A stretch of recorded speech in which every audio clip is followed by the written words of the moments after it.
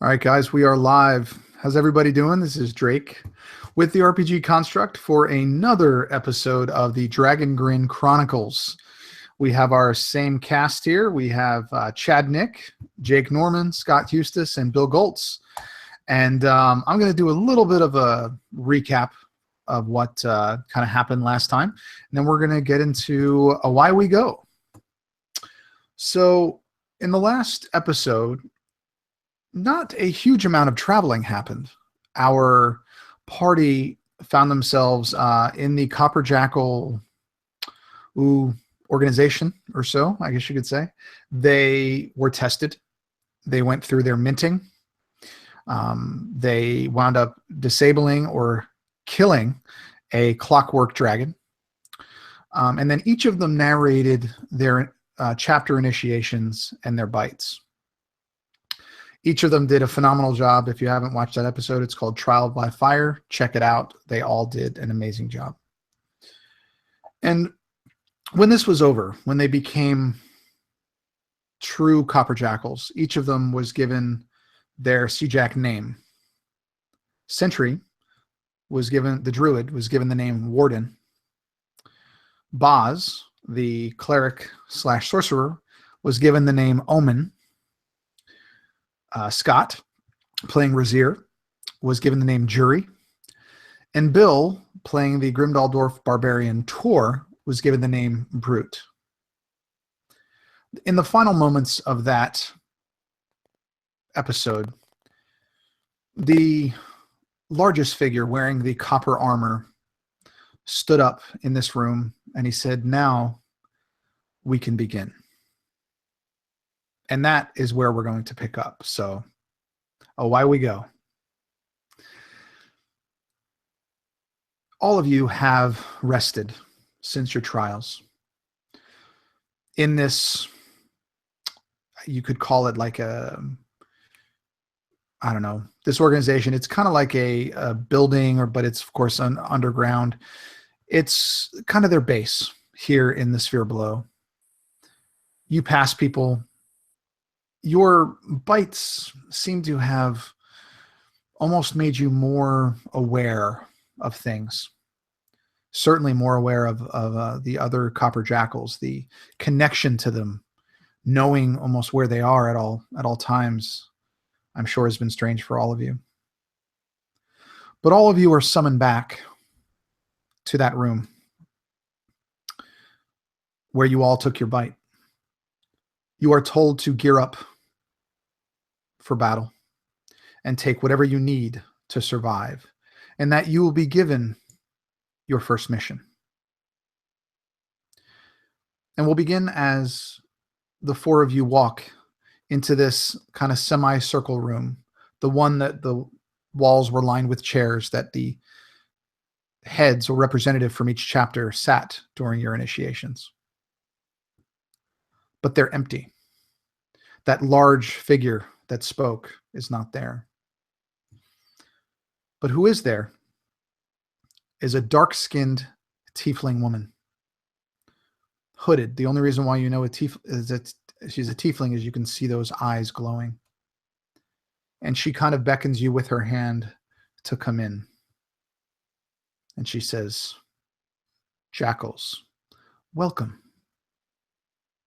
I trust you have been comfortable in your barracks." And she just scans all of you. Would any of you reply or say anything to her?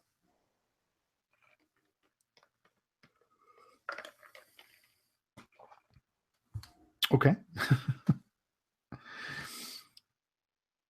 You notice next to her in this room is a copper, it looks like a copper hoop with some type of machinery attached at the bottom.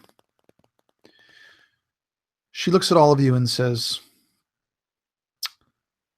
"We have your first mission.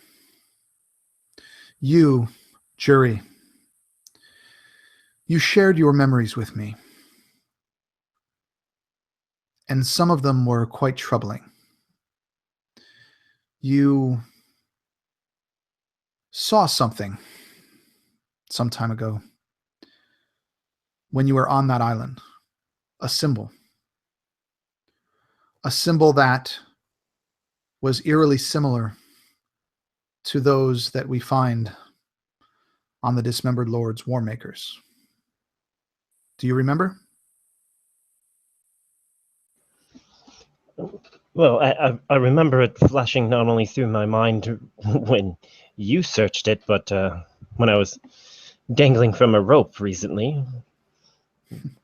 Briefly, yes.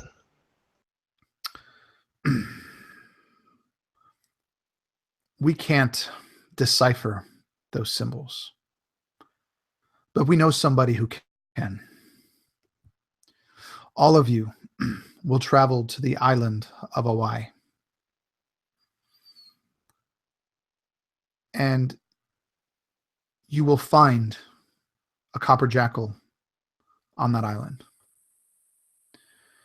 There are a few ancient artisans there. One of them may be able to piece this together. One of them may be able to tell us what it means and if it can be useful. And Sentry, hearing this, knowing what Awai is, that Awai is the one place in Dragongrin where tome hearts are created. No other place creates them. Even the war makers are made in Awai. What would he be feeling or thinking, knowing that his first mission is to go somewhere that he hasn't been in over 100 years?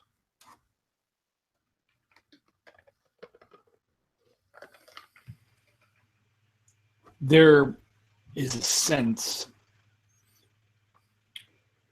I wouldn't say a sense of fear, but a sense of the unknown. He looks to the others in the party, and then he looks back. And his first words are, "You said we will be going to Awai." She nods. This is the land of the Tome Hearts. I do not know how to process this. You understand? I understand that our personal feelings are superseded by our orders.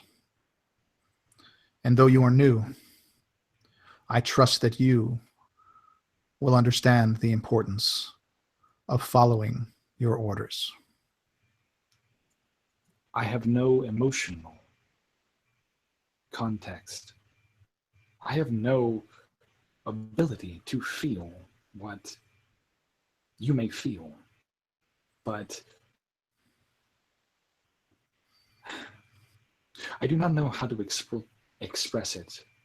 Perhaps, and he looks to his friends, perhaps you have felt what I feel. This sort of unease about seeing the place where I may have been born. I do not know for my... And he stops for a minute, and it's like his face just flashes. My father. I cannot think about witnessing a place where these tome hearts are created. I do not know how he came by me, but it was not in Awai. And if I was created there, I am afraid of what might be.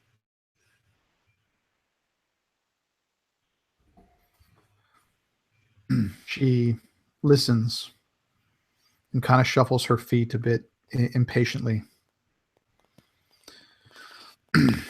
These memories, these processes, or whatever it is that you called them, they are irrelevant. You have a job to do. You have people to find and mysteries to solve.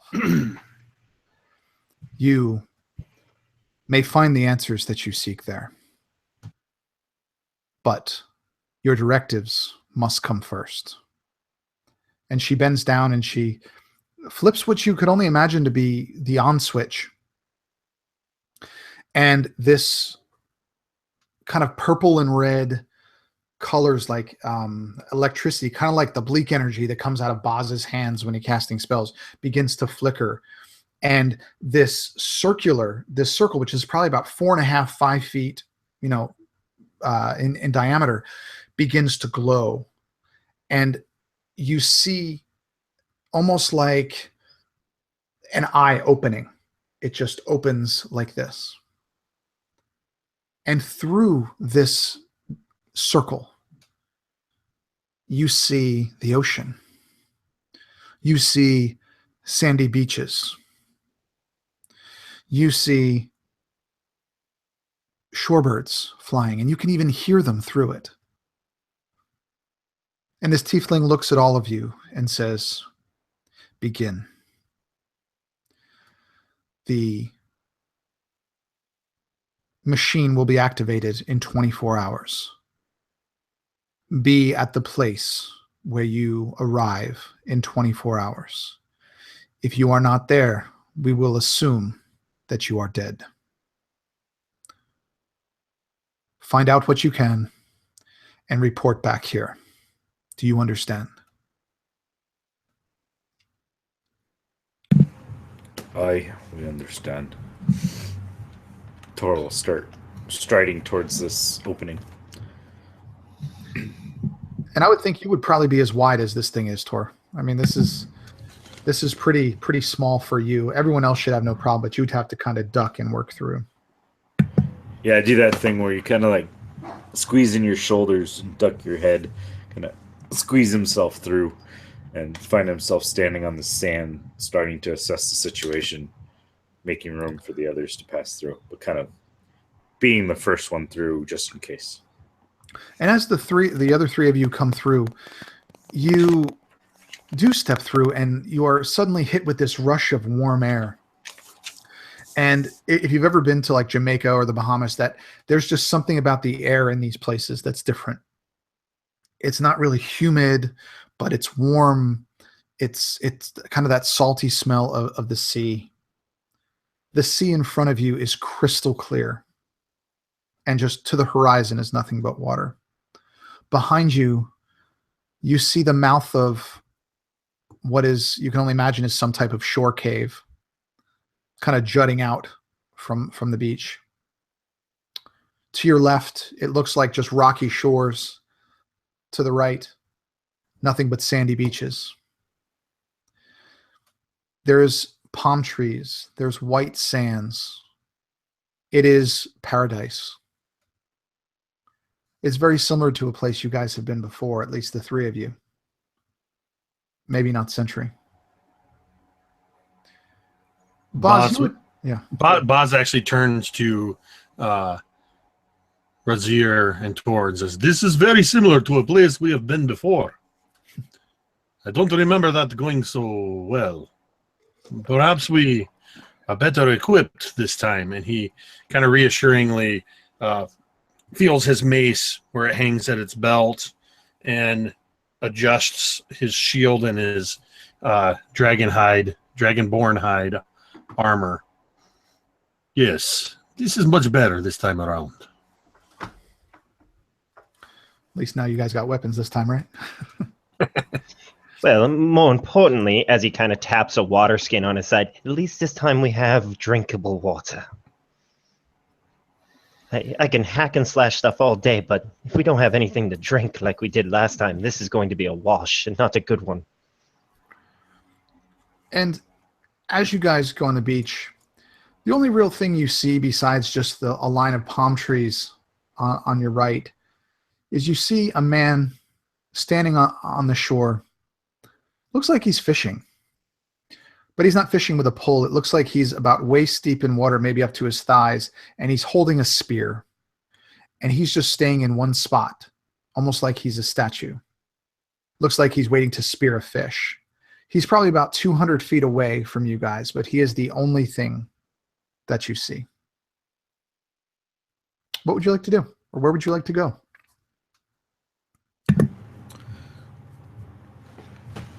So we're supposed to meet another jackal here. I've been bad at this, but you said there's a way for us to extend our sense to feel out other jackals. Anyone catch that one in the class? The cliff notes. I'm not so good at this.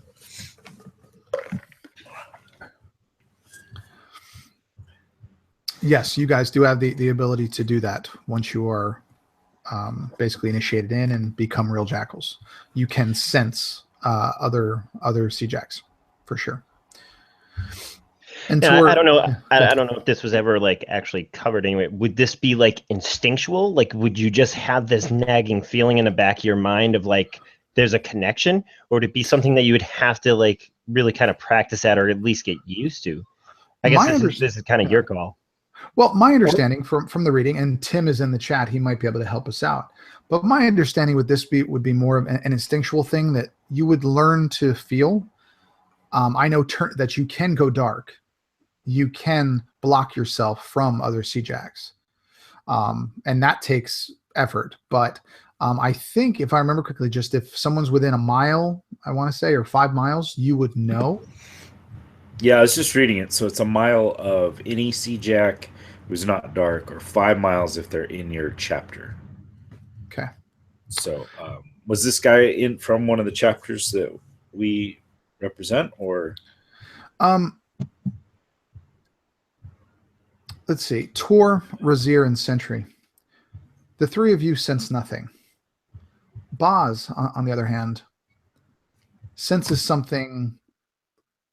It's barely there, but you do feel a connection to something, to some type of a Titan Copper or Sea Jack entity, but it's very faint, and to you it feels like it's at the limits of what you can find.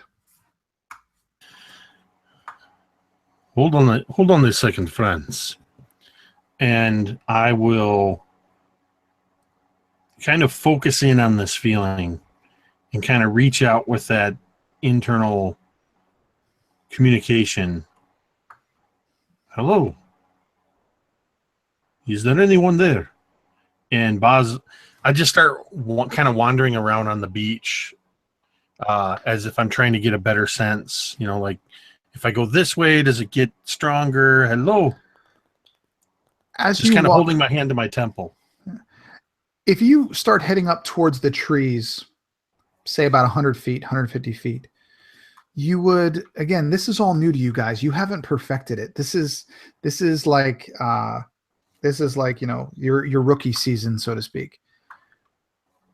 You just make out 2 words: find and village. And it sounds to be coming from a female's voice, but it's very hard to make out. It's almost like a whisper, but you do hear something. Find village. Is there any more?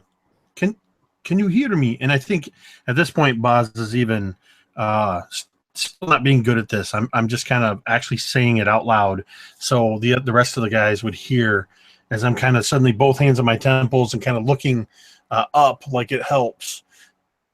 Find village. What village? Where? Hello. Curses. When I had this for a moment. When my sheep would get lost, I would climb tree or find a big hill. Perhaps we can find your village same manner. And Tor would look around, kind of looking for either a tall tree or a decent-sized hill or something to gain a vantage point. You're on the shore. You can see, this is a large island. You can see that this goes up to a point almost like it's a volcanic island. There is a several hundred feet up. There is a, for lack of a better phrase, a mountain. Or some type of an inactive volcano or something like that. You heading that towards that direction, you could certainly get a vantage, but you would have to make it through the trees. Well, there is the fisherman. Give me a moment, guys, and let me go talk to this gentleman. And Razir will slowly kind of like walk up, knowing full well that he's fishing and trying not to disturb him all too much. Okay. But he kind of walks up. Excuse me, sir. I know you're fishing and all, but where is the closest village? Trying not to be too loud to spook anything that might be around him. He holds up a finger and he says, "Shh." And he just holds it there. He doesn't move. Yes. By all means, please take your time. He says again. And he turns his head to you, and he takes that spear and he juts it down into the water, still looking at you. And then he turns back and he pulls it up with a very large fish on the end. And you can see him. This is think about how your typical island kind of Polynesian man looks. Rather heavy. Not obese or anything, but certainly has a lot of meat on his bones, wearing no shirt, long, dark, curly hair down to about his shoulders, tattoos all over his body in that traditional dark kind of tribal Polynesian ink. And he just kind of looks at you, and he looks at your friends, and you can see his eyes get large, and he moves out of the water just holding his fish, and he doesn't run, but he very quickly walks past you, Razir, and just ignores you and heads towards the palm trees, towards that tree line. Basically, if you guys are here, it's basically perpendicular to you guys, but definitely trying to not interact.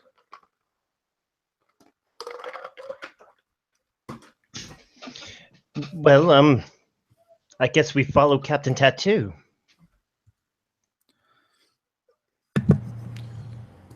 Very warm greeting we get here. Well, my friend, look at you. You are quite the imposing figure, and I'm kind of demonic, and we have a dwarf who kind of glows a little, and we have a moving mountain. Any normal person probably would run as well. But I must say, he is quite good with that spear. And the man would, again, he is ignoring you purposefully. And he does not stop. He does not turn around. He kind of doubles his pace. He doesn't run, but he certainly is quite swift on his feet. And after a few moments, you no longer see him. You no longer see him through those trees. If you guys get going, running now, you might be able to catch up, but he is definitely used to traversing this terrain. Let's go. And Razir would kind of head off running. Okay. He's already commented on the fact that let's follow this guy anyways, so he'd just start going. Okay. What about the rest of you guys? As fast as my stubby little legs will go. Might as well. Can't let the horny one get killed. And what about you, Chad? Sentry, sort of like a kid, pauses for a moment, cocks his head, looking at the three of them just running off after this person who barely gave them the time of day. Are we chasing after him now? This seems like rather unsocial behavior, but if this is what this is what is necessary, I suppose. And then you just see this large. I imagine if we slowed it down in slow motion, there's Tor and there's Sentry running like side by side, these just giant thudding steps of just sand going everywhere. There's no way we could be silent as we're heading toward. Yeah, when you get to the when you get to the tree line, I imagine from somebody standing, up higher, I imagine they could actually see the trees moving, like some big creature was coming through as you and Tor are just crashing through, just making a terrible racket.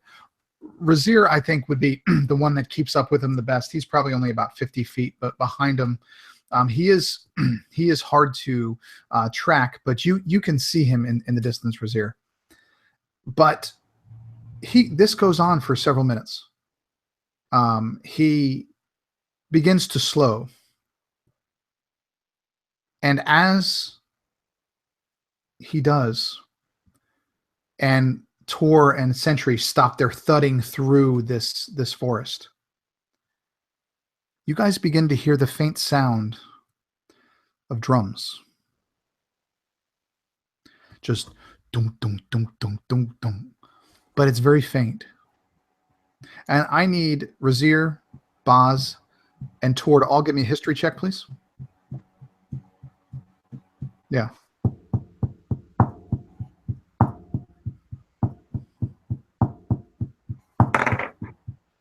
Oh, that's a 1. 4. Scott, because of your natural affinity for music, you remember these drums. You heard them once before. And he would put the brakes right on. What would you say? Like this guy's going to keep going. He's just walking now. But what would you say to your comrades?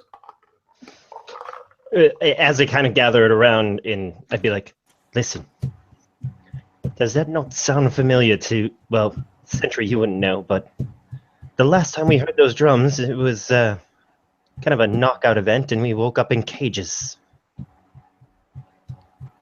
It was not a fun party. And Bill, you would remember. Boz would have to be reminded, but Bill, you would remember.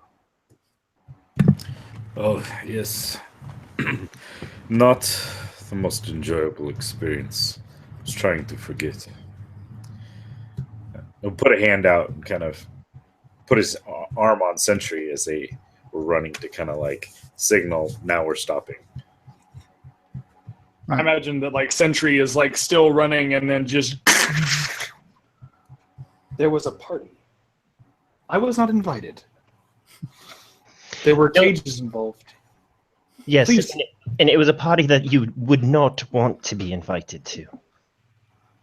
Let's just say we might have to have some words with some of these villagers.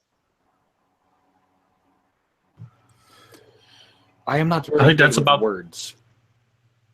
I think that's about the time trailing. That's when Boz shows up. Kind of like Gimli, struggling to keep up with Aragorn and Legolas.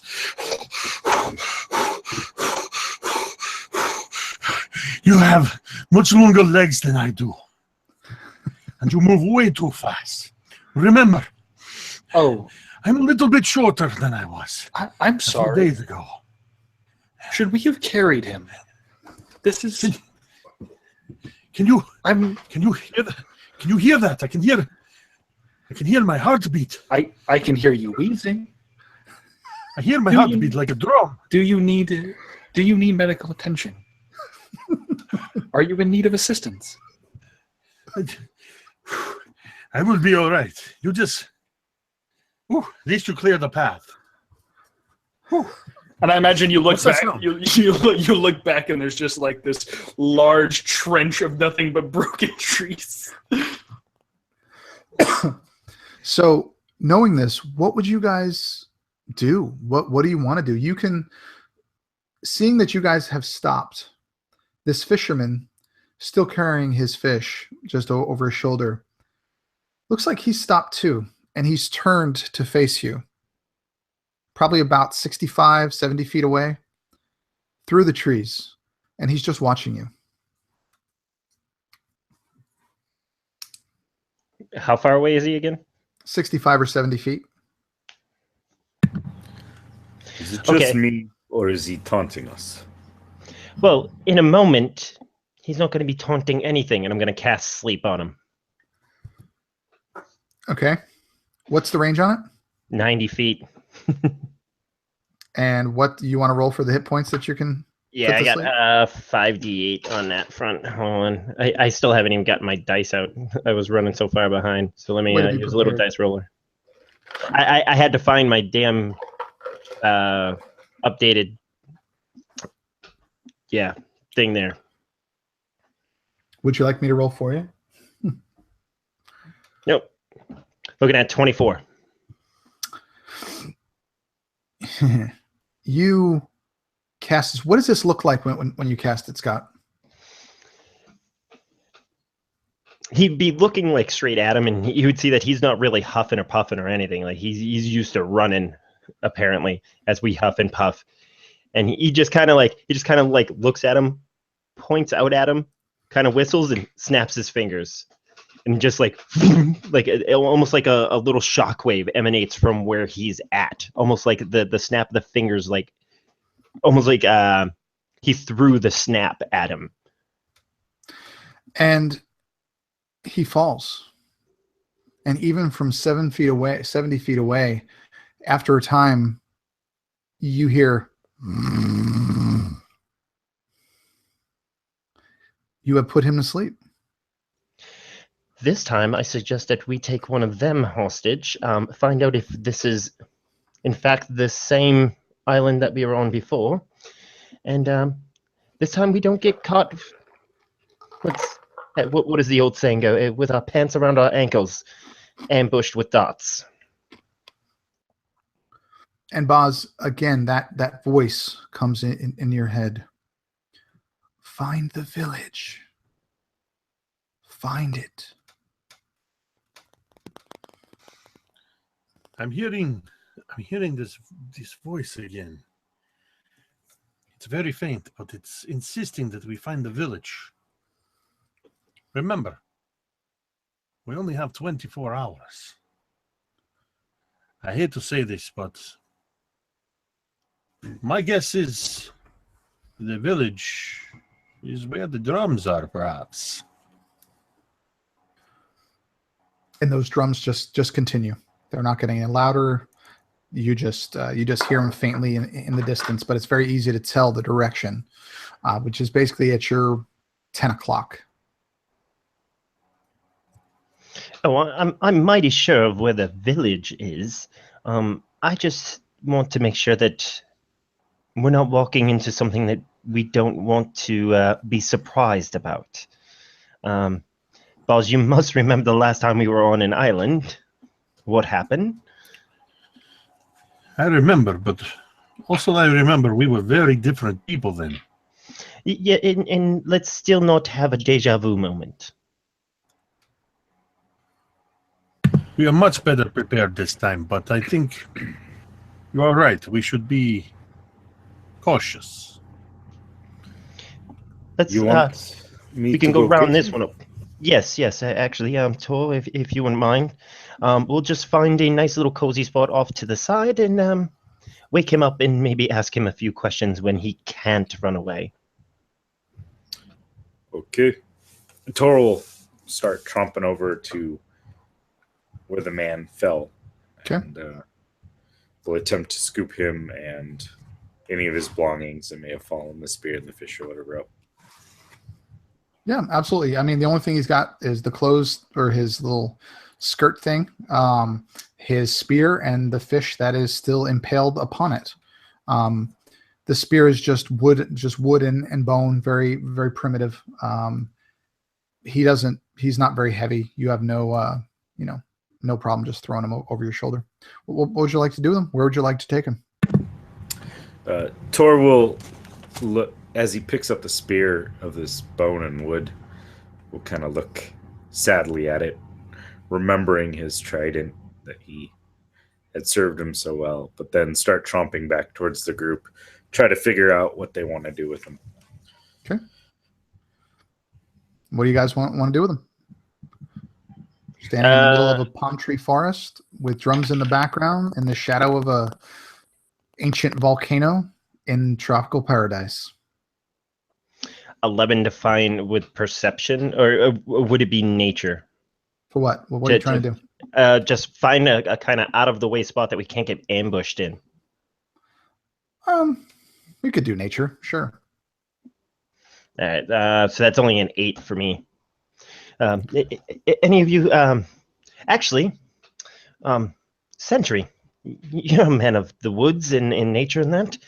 Do you happen to know of anything or can find something around that would be better for us to kind of hold up in while we persuade this gentleman to answer some questions of ours? He looks around and sort of surveys the area, almost like a just curt nod of his head left and right. And then, yeah, I think I will try to survey the area and find out what I can about if there's anything around us that might be of use. What would I need to roll for that? I would say give me a 12. If you got a 12, you'll be able to find something. Okay. No, I just meant like what skill do you need me to? Oh, for it? Let's do survival. Survival. Okay, that works. Let's do survival. Oh, awesome. So I hit just that. I hit perfect. Okay. Like I hit a 12. So, yeah. What do I see? So as you scan, you see, and kind of like 2 or 3 uprooted palm trees that the base of them kind of forms kind of like a makeshift wall, and it's covered on 3 sides. There's only one kind of opening to where you guys are now, but it looks like it's blocking you from where the direction of those drums. That would be your safest bet. Everything else is just said palm trees and sandy beach for the most part. So you could absolutely pull them over there and find some cover, but beyond that, there's nothing here. Okay. Yeah, I think in that moment, he says, "How about over there? We can between Tor and myself, we should be enough additional cover between those trees and those bushes over there that we could be able to cover you up for momentary interrogation." Yeah, you guys shouldn't have any trouble getting over there. Probably 100 feet, 200 feet. You bring him over there. You lay him down. What would you like to do with him? Well, pointy head, what's the plan? Well, the plan being, and he just kind of looks at Tor as he sets him down, and as soon as he sets him down, he's like, the plan is this, and whack, he slaps him across the face, like just enough to like wake him up. And he's like, what the? And he looks at you, Razir, and you can see him get just a little bit angry, but then you can see that anger just kind of fade from his face and just. What are you doing? Well, originally I was very polite and asked you if you could point us towards the village, and you ran off spastically and kind of stopped and looked back at us, and then I put your ass to sleep. So if you wouldn't mind being a little more cordial this time and perhaps explaining yourself, we're not going to hurt you, but do have some questions for you. I will not speak to those who fraternize with abominations. And now we need you to clarify some more. What do you mean by abominations? He kind of just gives a little chuckle. And he looks over at Sentry. your whatever it is, that thing that has no place on this island. Go away. Oh no, but he does have a place with us. And the best thing about that guy is not only can he break almost every bone in your body, but then he can also heal it for you, so we can do it all over again. Now, what is going on with your village? And why were you running like a scared little girl? Your threats mean nothing. Hurt me, kill me. You will not defeat all of my people. You will not survive if you bring him with you. His kind are not welcome. At that, I think Sentry puts a hand against Razir's chest. It is okay. Allow me, please. Oh, please, my giant friend. Feel free to squish anything that you'd like. We have potions and whatnot. At this, he sort of gets down and looks at this man, this creature, in the eyes. You seem to have a disdain for me, and yet I do not know you. I have never done anything to your people, nor do I necessarily... Well, I don't believe I have ever been here. Can't believe I'm talking to you. You've been here. All of your kind have been here. You're a mistake. You're a glitch. You are an abomination, and you should be destroyed. We do not kill. We do not hurt. But you are not welcome. You, what do they call it? Awakened Tomeheart? You're a mistake. Something went wrong within you. You have no place here. I cannot be more clear. Well, for that matter, sir, I have no place anywhere. From what I am told, my village, the people who, as you say, awakened me, they are no longer. So, either you begin to give me the answers that I seek, or I will find them on my own. I do not need you to tell me whether or not I am allowed to. He again, just with just utter disgust on his face, but knowing he doesn't have a choice because he likes to live. He looks at all of you and says, no one on this island, but a few, would know the answers that you seek about yourself. And no one awakened you. People don't do that. There is no magic that awakens Tomehearts. It is a glitch. It is a mistake in the spell. Something went wrong. When you were created, when you were made, when you were put together with parts,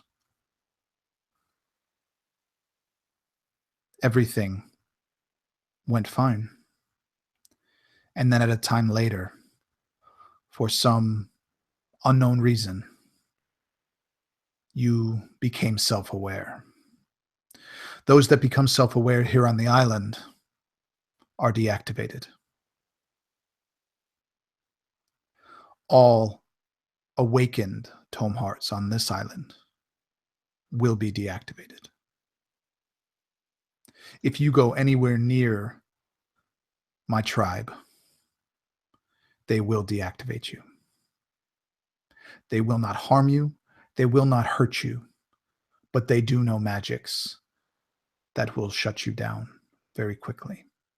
You see, as you all know, this is what we do here.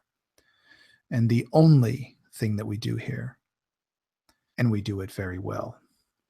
So before you make your threats, understand that the three of you may pass, but this creature cannot.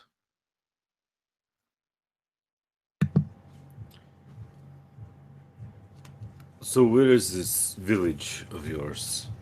And are there other villages nearby?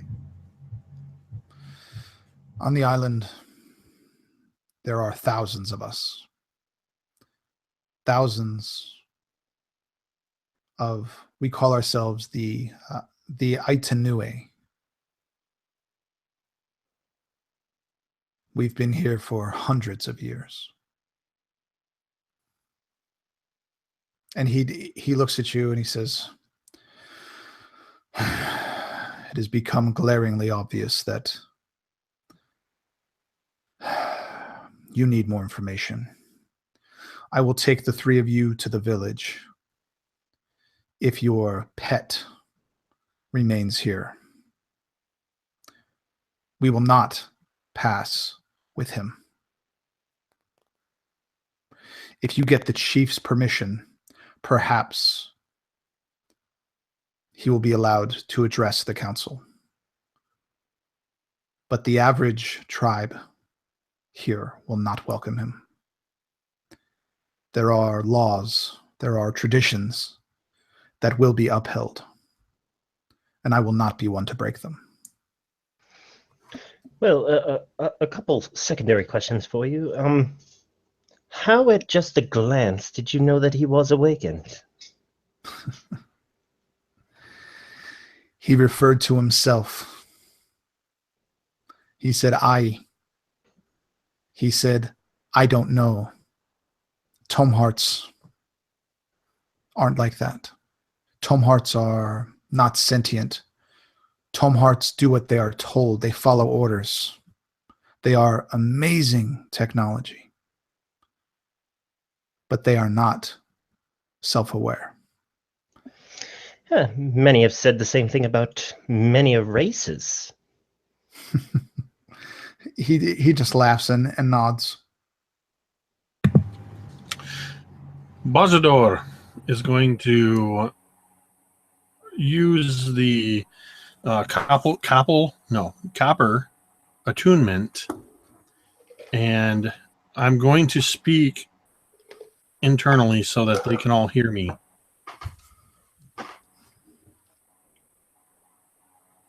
I imagine Boz might, though not saying anything, his lips may be moving a little bit as he's still trying to get used to this, but friends, what if we lead Sentry away from here and give the appearance that we are following him, and then you can shift into something small, perhaps something that could fit into a pocket, maybe. Out loud, Tor would look around and say, I believe we should honor the traditions of these people. Sentry and I will remain outside a village. If you need us, let us know. You two can go in. Yeah, and just keep that in mind, guys. The copper thing isn't really telepathy. It's more of a feeling. I think in the PDF it says like I think you still have to talk, but because it says the copper link on I was secure line of considering- communications. You may speak with any copper jackal. This requires speaking audibly and is not considered telepathy. Yeah, I always consider it like a walkie-talkie. Yeah. All right. So he just heard that, but in that case, either the way, Raz would, Well, Oh, maybe you didn't. I was muttering under my breath. yeah, it's okay. Either way, Maybe nobody heard. He's still face to face with Sentry. It's fine. It's more like maybe we could just, take Sentry off to the side here. Shift into something and fit into a pocket. Wink. at the same time, there's nothing saying that we have to bring this gentleman with us. And at the fact that he ran away, most likely to go and warn the village of Sentry, why would we trust him when we get there? all the more reason for a couple of us to remain out. That way, if it is trap, we can come to your aid. I'd say you two, you're pretty handy, pretty crafty. You go in. And since I'm more subtle, I'll stay out here with Sentry. And Sentry, since you're supposed to obey orders that are given to you, feel free to sit on him to make sure he doesn't move anywhere. There is nothing in my core that says I have to listen to orders, but It's a joke, my friend. It's a joke. oh, I've still not understood humor. Forgive me. Few people understand his anyways.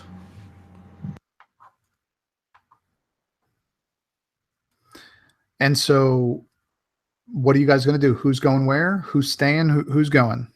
And where do you want to go? Everything in me says you never split the party. As much as here's the thing, as much as I want to royally, I feel like Sentry right now is at a crossroads. He is angry for the first time ever. He feels this sort of emotion that he's never felt. He has never felt anger toward another person. And he actually feels sort of angry in this moment because he feels like he's being judged without having done anything at all to cause this sort of racial divide. And he understands, though, that there is a large factor of tribal and traditional practices. And so he doesn't want to endanger his friends by being overly stubborn in this moment. As much as it hurts me to be judged like this by someone like you. And he looks at the man. You say that I was created and that I have no ability to understand the kind of traditions and concepts your village lives by. But I watched and I grew and I explored side by side for many, many years. And I watched good men and women grow. So for you to judge me before anything, well, I do not know the word for it, but what would you call that?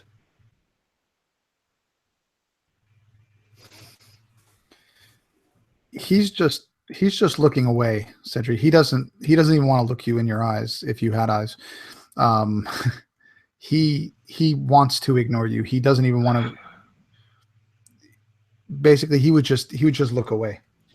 And then, so now, if you'll give me a moment, I would like to roll a will save. Okay. And I fail it. Yes. So there's this moment where Sentry, he has usually been up to this point, he has been a stalwart sort of beacon of like trying to have good demeanor and trying to not be, learning the bad behaviors or bad emotions in any sort of way. First time ever. But there's a first time for everything. And then this person who doesn't even want to acknowledge his existence as being a genuine thing, it breaks him a little bit. And you just see the largest stone backhand cross the face of this man. And I imagine it just sends him hurtling backwards into the sand. Roll me a d20 check. Yep.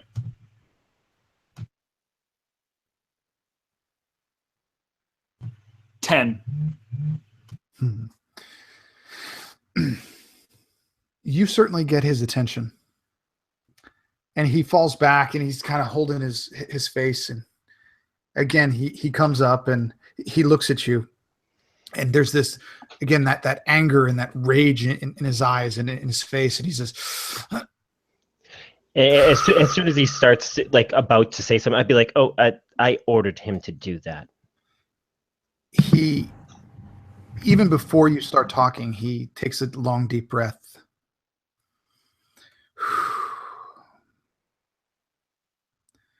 You can hurt me, but that doesn't change what you are. Tor would step in between him and Sentry and kind of put his hands on Sentry's chest. It is okay, my friend. We need to let them go to the village, and this man should go with them. It is not worth your time to lower yourself to that of this excrement. Let us explore a little, and we'll keep an eye on them.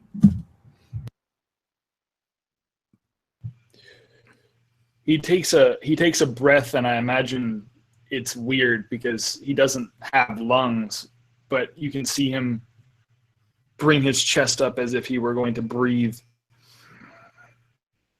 trying to find like an inner peace or a sort of tranquility in that moment, trying to get back to normal. I understand. I will walk, gain perspective on this conversation. If anything happens to the two of them, though, I will treat them as though they are my family.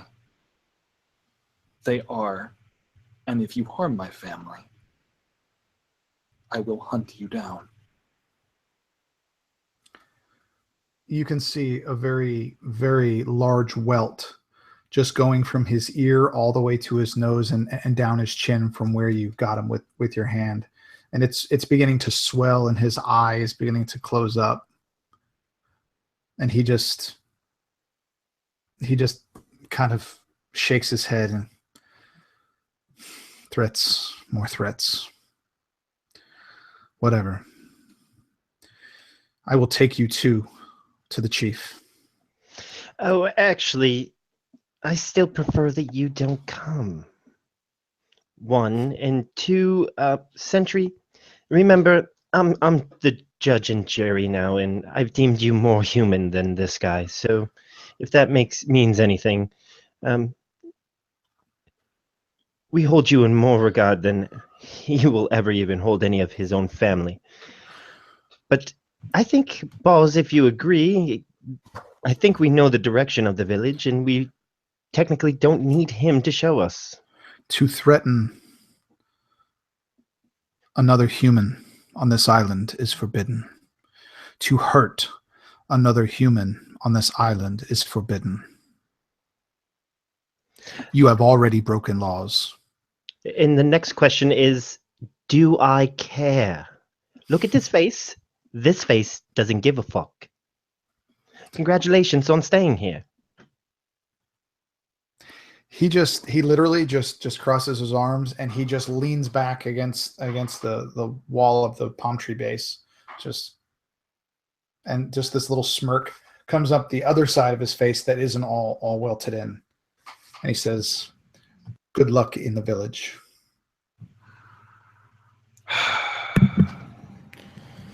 I am sorry for my behavior. It was uncalled for, and I should have been more rational. That makes two of our companions. I'll look over at Raz. Also, not wanting this guy around so that him and Sentry could go about their own things, but kind of the die has been cast at this point. So what would you two like to do? Are you, Tor and Sentry are going to stay? Raz and Boz are going to go try to find the village, or what? What are we doing? Yeah, I think that's kind of been the consensus. I'm a little bit against splitting the party, but like out of character, but I'm totally for it if it makes sense. You guys can do whatever you want. I will not force splitting the party. Well, we always can tie him up, gag him, and come back for him later, and kind of hide him. For a change, I might totally agree with the little pointy one. He hasn't necessarily shown us any kindness or politeness at all, so we don't necessarily owe him anything.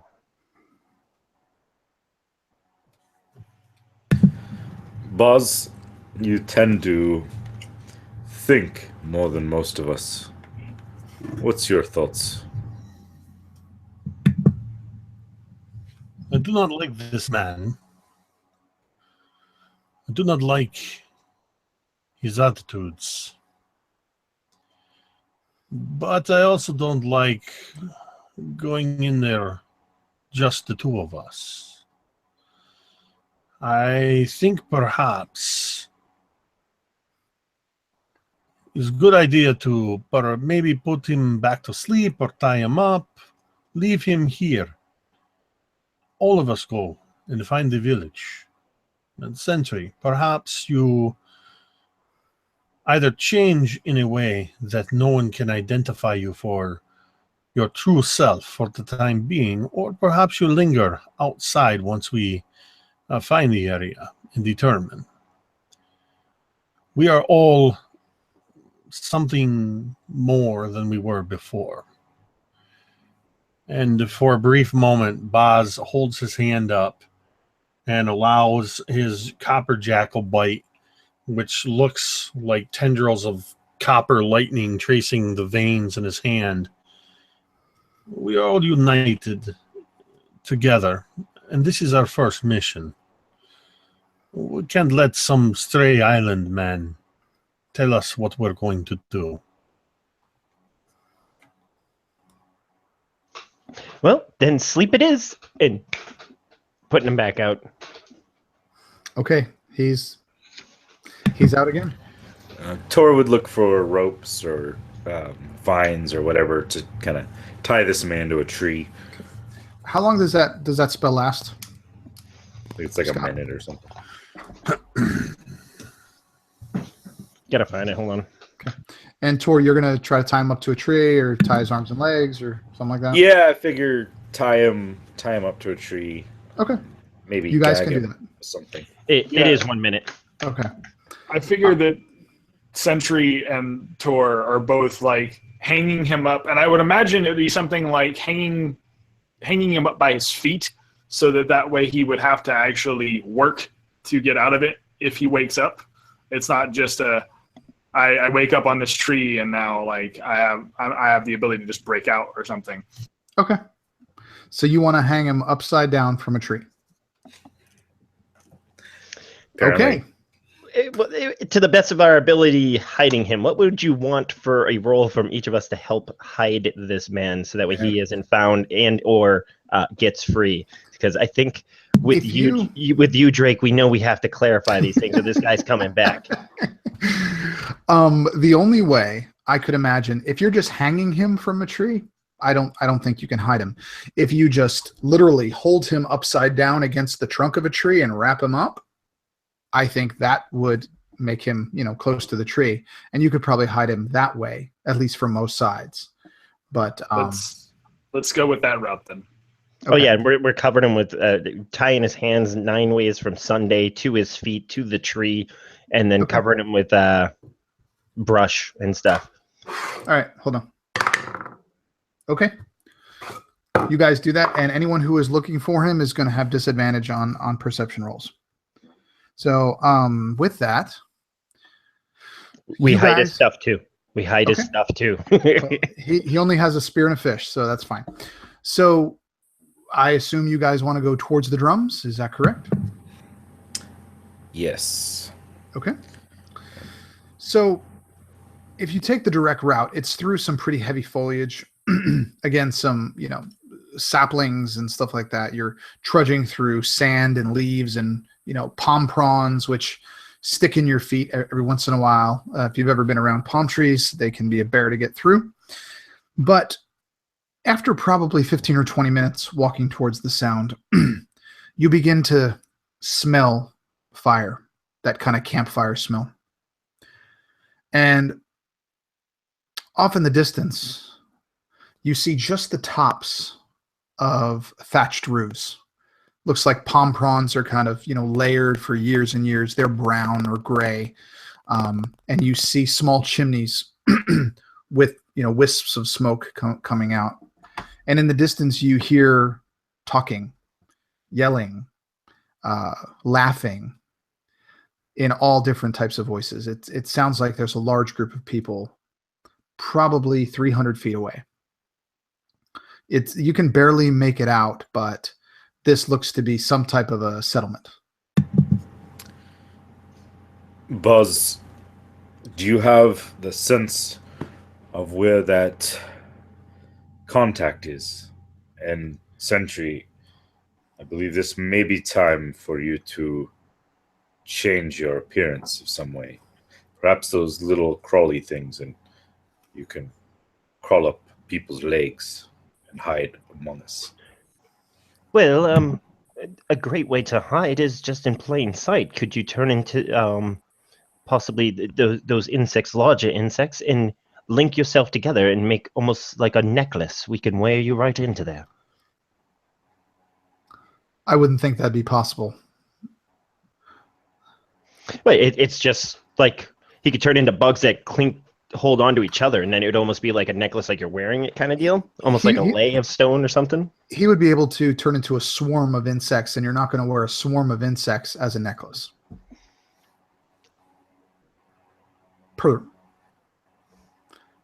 So,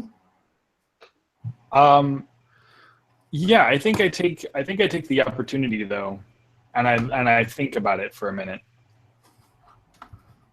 Hiding in plain sight is what you call it, correct? Yes. I think this might be a smart decision. Perhaps the other Tome Hearts, perhaps they are not like me. Perhaps they do not have the... And he struggles with the words. The gifts that I possess. And then he looks around, and I wanna ask, what does he see around him? That, like, is he clear enough to where I can have some moments to do that change without being seen by anybody else? I'm sorry. Say that one more time. I just got distracted by chat. So would I be able to do that shift or that change at all without being seen by any of the other village or whatever? Yeah. You guys are a pretty distance away, so yeah, you could change and not be seen. Sure, absolutely. Okay. So I think at this moment he takes the opportunity to shift into his beetle's form, and you just start to see he kind of gives this stony grin for a moment. It's just it goes from a very stone-faced sculpture to a small grin, and then just it starts to fall from his face and his shoulders and everything. and he just blends in now, probably with the high grasses and the sands. And I imagine that the beetles sort of do like the scarabs would, and actually burrow underneath the sand so that they're not being able to be seen. And would you be traveling forward, or would you just be staying there? I would be listening to the sound of their footsteps and then following along with them as they go, but it's sort of like moving in and out patterns so that I'm not all in the same space at the same time. Gotcha. Okay. And what would the other three of you like to do?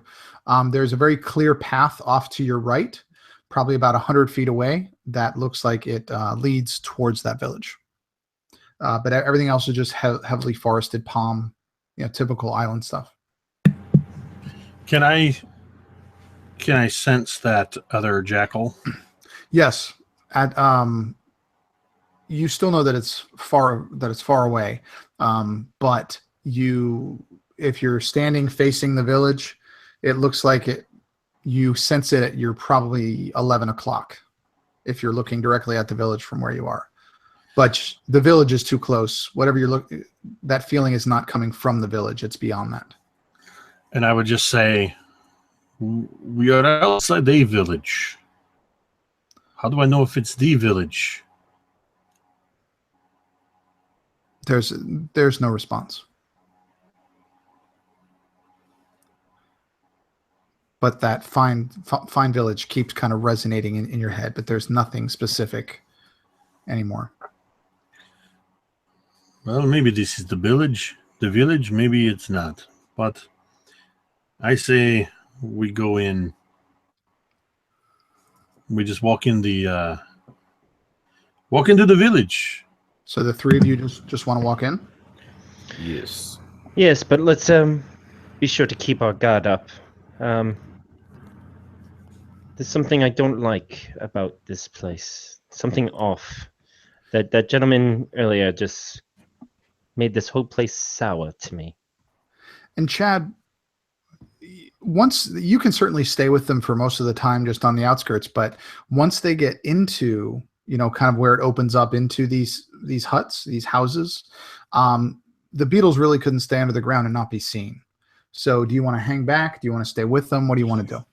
Yeah, so what I'd like to do is, I don't want to be like, I'm trying to do my best to not be a swarm in the center of, like, a center of mass. So I feel like what I would probably do is split portions of me off into each one of my three companions, right? So as we get closer, it just sort of, I veer off into segments, one going with Boz, one going with Raz, and then one going with Tor. That's up to you if you feel like that can mechanically work out. But well, I mean, they're swarms, so I mean, yeah, if you want to just put a bunch of beetles in a bag or a pocket, sure. I mean, yeah, I'll allow that. That's fine. That's a creative way to do it. Yeah. So yeah, okay. And yes, when he's in beast form, he would still know where you guys are, or when he's wild shaped. So you guys walk up to this village, and it doesn't have any, walls. It doesn't have any, like the other one did with the, thick walls with, pointy trees around it like a fence. It's just open. And everyone there, as you walk up, you see children, you see men, you see women, mostly human. The vast majority, probably 98% are human, but you see an elf, you see a dwarf, you see even a few goblins, all kind of with these striking tribal tattoos all over their bodies, their faces, their bodies, their arms, their legs. And all of them are happy in whatever they're doing. There's not a angry or sad face among them. And as you walk in, they all stop and turn. And almost in unison, they all smile. And they just wait for you as you're walking forward. They don't move towards you. They don't do anything. They just smile. What would you like to do? Well, this isn't creepy at all. Well, we still have to be presentable, boss. So let's just be nice and smile back and be formal. So you guys are going to try to go deeper into the village? Well, Raz would kind of walk up and probably like do like a nice, like almost like a cordial bow and smile. And hello, everyone. We are briefly visiting your island and looking for a friend of ours that might be around. We are not sure. Razier, you said you bowed. Yes. Roll me a d20, please.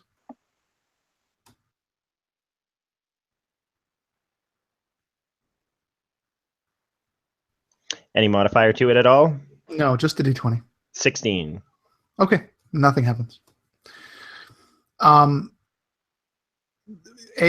very small child walks up to you, probably 6 or 7 years old, and she just kind of glazed over. Hi, what are you? I, my little friend, am a tiefling. A tiefling? Yes. You don't have wings. No, I didn't say wings. I said tiefling. Ling. You look funny. I've gotten that one before, several times from my friends behind me. Ooh. You guys look weird. I'm going to go now. And she just kind of turns and waves and just walks away. Just very odd. But as this small child comes up to you, it almost like it breaks the ice, and the other people begin to kind of crowd around you, all smiling. It's like they all want to kind of touch you and just your shoulder, and Tor, they're noticing that they're kind of grabbing your arms and just like, wow, this is so big. And they come up to you, and one of them actually pats you on the head because you're so darn short now. What are you, 3.5 feet tall now? And they're just really seems very just inquisitive, and there's no tension, there's no anger, there's no anything. The smiles just never drop off of these people's faces. Would you guys say anything? What would you do with all this happening?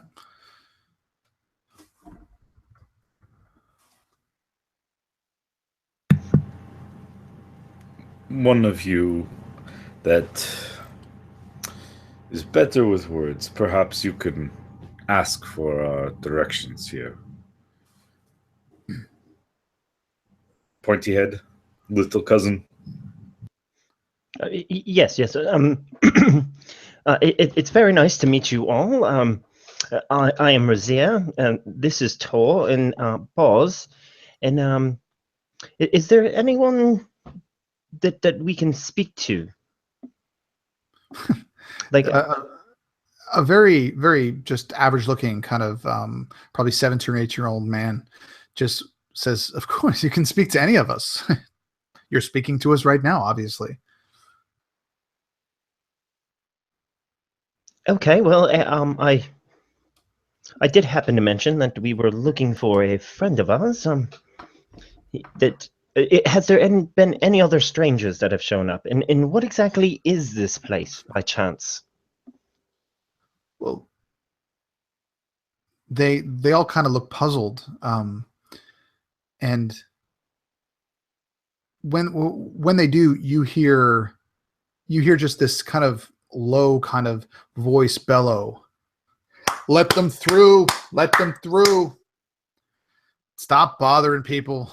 And you see a very large, this kind of tribal, South Pacific looking type man, probably 6 feet tall, probably pushing 400 pounds, just a round kind of rotund guy, the same tattoos and everything, except you notice that he's wearing, for lack of a better phrase, a very primitive type of crown.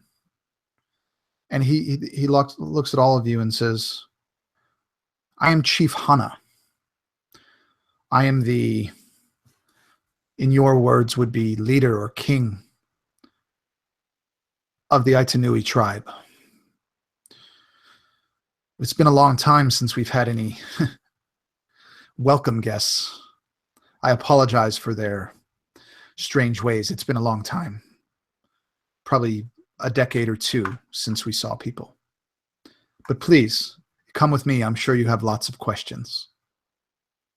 And he just kind of motions, and the crowd parts to kind of let you go.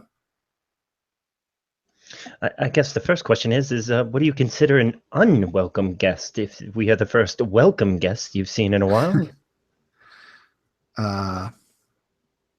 That's a good question, and a very apt question. And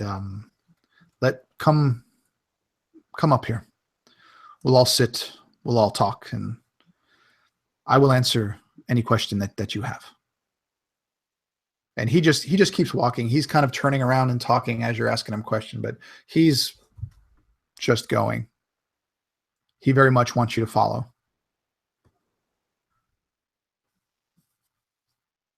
Yeah? Okay. Raz would end up following, and also he'd bring up in passing. We don't have the longest amount of time available, but we can chat for a little while. But we do have a friend of ours that has gone missing, and our adventures have led us here looking for them. Yes. And he looks at Sentry, and no, excuse me, not Sentry. I apologize. He looks at Tor, and he says, "I know who you are. I know what you are. Come with me. You will find what you seek. You just need to be patient."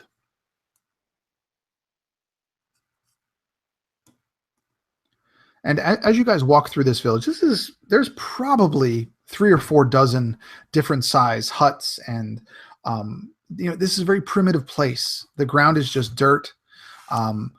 There are places where it looks like they prepared food, places where it looks like it's kind of like a makeshift blacksmith type thing. Again, very primitive. Not what you'd expect for a place that is rumored, or the legends are that they create tome hearts here. And Chief Hana takes you to a large kind of meeting house. It's probably over 100 feet long, maybe 40 feet wide. Just tables and chairs and everything. And he leads you in. The opening is actually guarded. 2 rather large tribesmen, large spears. Looks like they're made from like the snouts of like a sawfish or something, or just abnormally large, bone or spiked thing. And they open the door, and as you go through, that just slams shut. And he walks to the other end, and he sits upon a large throne. And again, it's just kind of, bamboo and like wicker looking, decorated with, different colors, and it looks very festive. And again, everything is just wood and primitive. And he sits down, and he motions for all of you to sit down. There's a few like casks of water there for you. He said, "Please drink, rest. I'm sure you have lots of questions. Most do who come here. What would you like to know about my island?" The answer to the question that I originally asked you.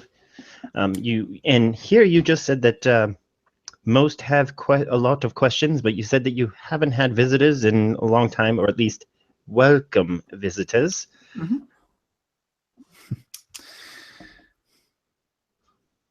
It would help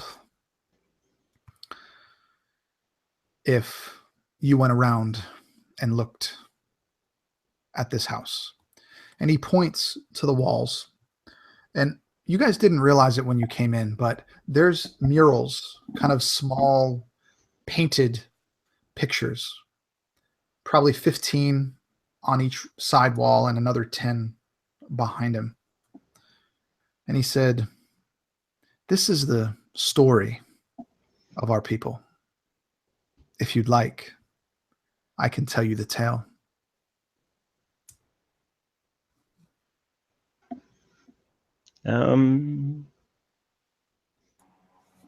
Not to be rude, but how long would that take?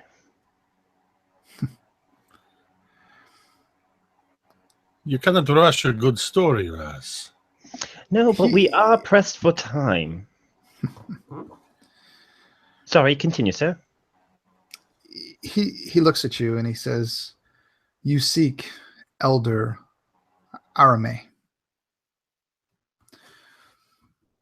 and she will be along soon. I thought I could entertain you with the history of my people. But if you do not wish to hear it, I certainly will not force you."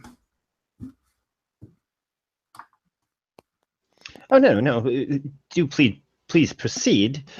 Just like I said, we are on a limited amount of time in order to return back to our own place.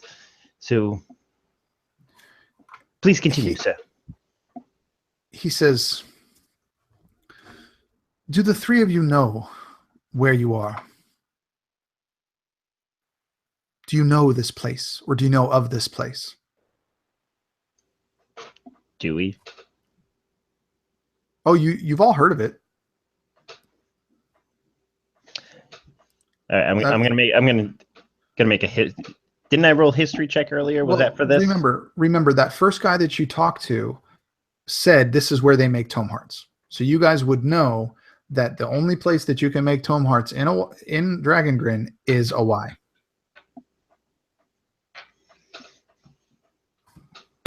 Because he said that.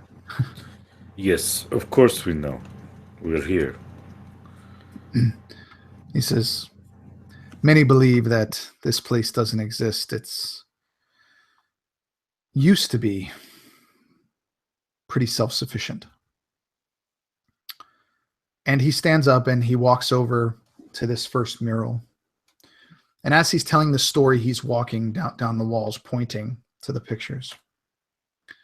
And he begins with, "Long ago, the Aitanui were a seafaring people. We traveled, we settled, we found new islands, we grew and expanded until we found this place, this amazing place. You see, I am the 9th generation in my family to be the chief amongst the Aitanui. This place held secrets and magic that we never believed was possible. This place seemed protected from the bleak. The bleak storms passed over us, or most of the time never even came near. This was safe. This was our haven. And through the years, we found that the imminence that permeates everything on this island also changed us. And many of my people learned to manipulate this energy. It began as something as small as simple animation to help with hunting, to help with cooking, to help with cleaning. But over time, even our youngest could achieve this. We began more complex endeavors. Although you see, we live a very primitive way. The technology that we have created is anything but. You see, we did create the tome hearts here, and we still do. Although on a very limited basis nowadays. Most of our resources go any size elsewhere. But we didn't figure this out without losing part of ourselves. You see, it was found very early that no one tribe on this island could contain all of the secrets for creating tome hearts, that to know all of them changed you. It twisted you. It made you less than what you were. So long ago, we decided that different tribes would be responsible for different parts of our creations. One will create the body. One will create the magic within it. One will create all different size. Every tribe has its piece. No tribe more powerful than the other. No tribe able to take over, because we all needed each other. And for a while, life was perfect. As word spread around Dragongrin that we had this technology, our shores were flooded with people. Most were turned away. Some stayed for a while. And even fewer stayed for a long time and actually became part of the tribe. I, as well as a council of elder tribesmen, are the only ones who know the complete procedures for tome hearts. But none of us ever make them. It is forbidden. But many years ago, there was one who tried. A young goblin, washed up on our shores, said he didn't remember who he was or where he was. And over the years, he became trusted. He became part of this tribe. It was too late before we realized what he was doing. Through bribes, manipulation, and guile, he got every tribe to give him their secrets, to teach him. We were so worried about keeping our laws and keeping separate that none of us knew that he was visiting everyone. And he, well, what he created was something twisted, something evil, something that could not live on its own. It couldn't feed off the immanence within itself. It had to feed off of the life force of others. This island used to be much bigger. When all of this happened, this goblin started to gain followers, started to convince people that they could use this technology for themselves, to conquer, to hurt. All of these are against the laws of my people. All of these require banishment. And he was. But you see, we have vowed not to hurt one another.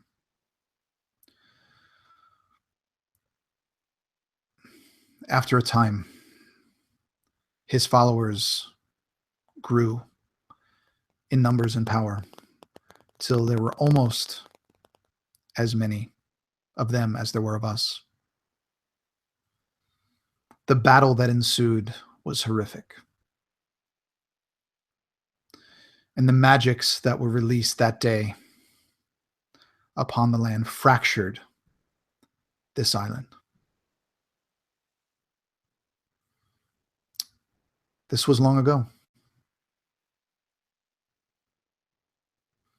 I was just a boy.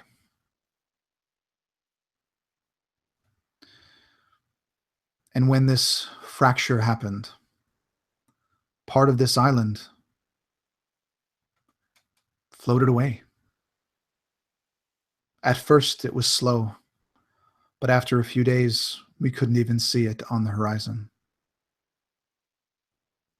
Since that day, the magics here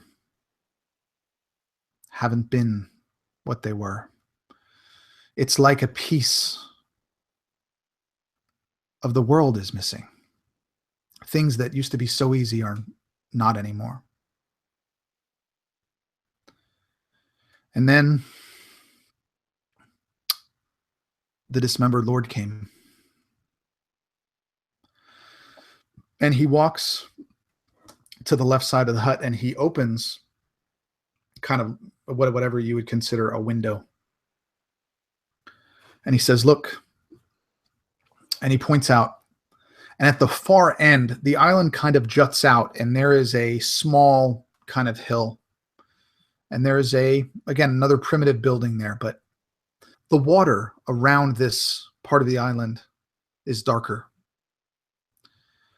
It just looks different. It looks darker. It looks like it just grays and things like that. It's like it's lost its green, its life force. He said, we have been forced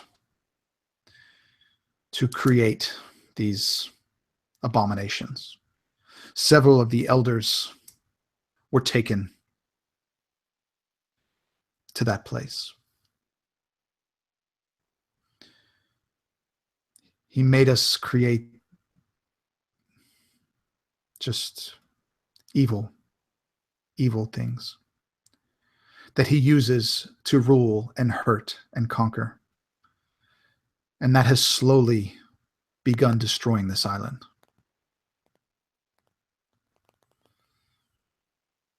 There is not much that we can do. But if you are here, the first welcome guests in quite some time, perhaps there's a chance for our future. And he finally just takes his hand down from that last tapestry, the little mural there, and he says, this is our tale of myself and my people. I know it seems simple, but this is several hundred years of this place. I'm sorry that you are here. If you are here for some type of a work request or tome heart request, we simply can't make them anymore. The dismembered Lord forces us to give all of our materials to make his war makers. So I'm sorry if you came here for nothing. And with that, he sits down and just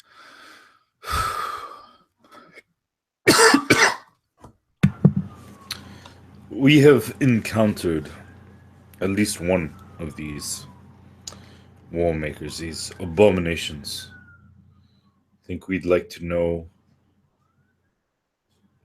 ways to defeat them, ways to dismantle them. We did not come here for you to build us things. defeat them. I don't know of anybody who has faced one and survived, let alone defeat them. That seems the stuff of legend. There hasn't been an army that could stand up to them. What makes the three of you different? Well, we weren't exactly here to find this information, but every armor has its chink. And no one knows the weakness of an armor better than the ones that make it. You have a point, but the laws forbid what you ask. We will not tell you the secrets. I will not tell you the secrets. But there is one who may help you. Elder Arame has been around for a very long time. As an elf, she has been on this island longer than any of us. Came here at the very beginning and probably holds more knowledge than any of us. But she is, well,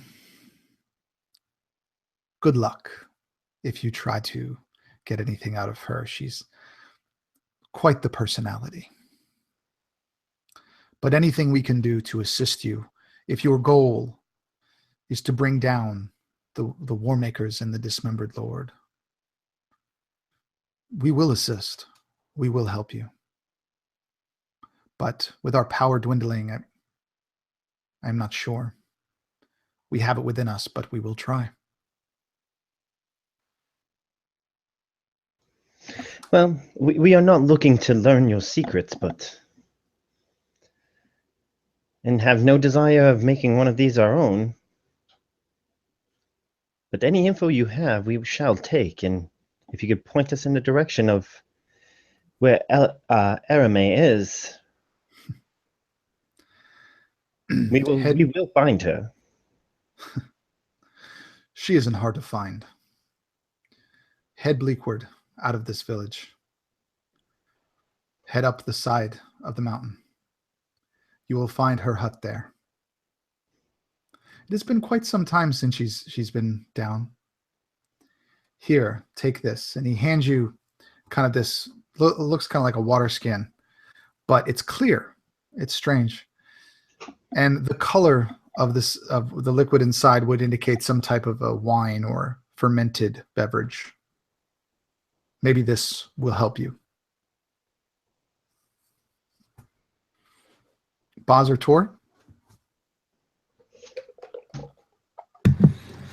If this elder has the information we need, let us be on our way.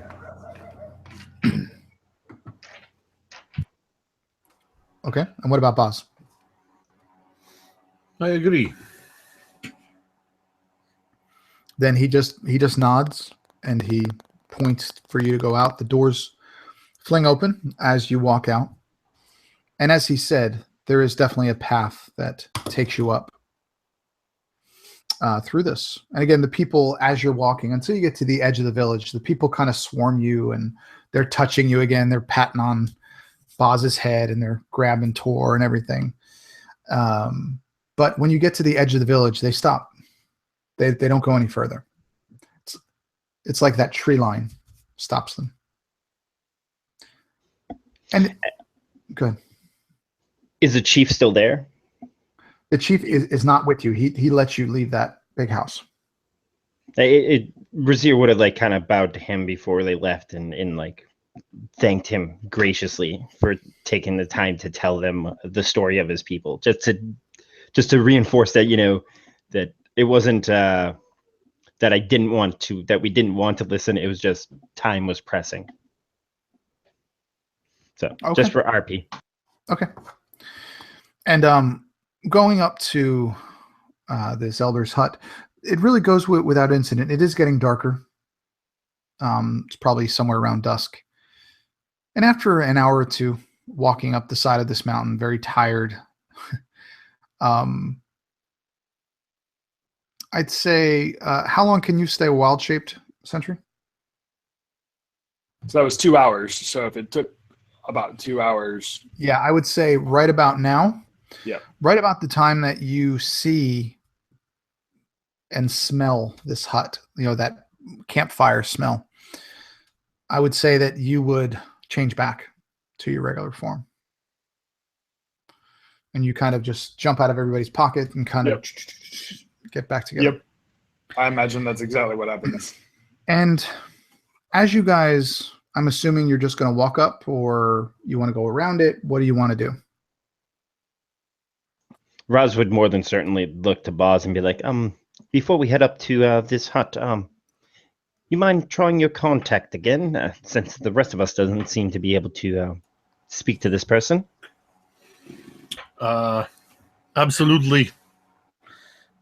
And you feel, all of you feel the presence of a copper jackal very close. All of you.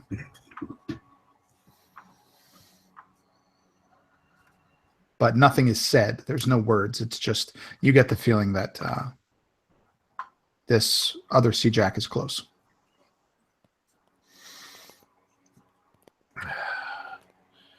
Well, I say we go to the door and knock. And now the question is do we bring Sentry with us? And if we do, perhaps it would be very wise for you to have your copper burning there, Sentry, just to notify this other person that I am one of you. What do you guys want to do? I am no longer going to hide. If I have heard their piece, I have heard where they are skeptical.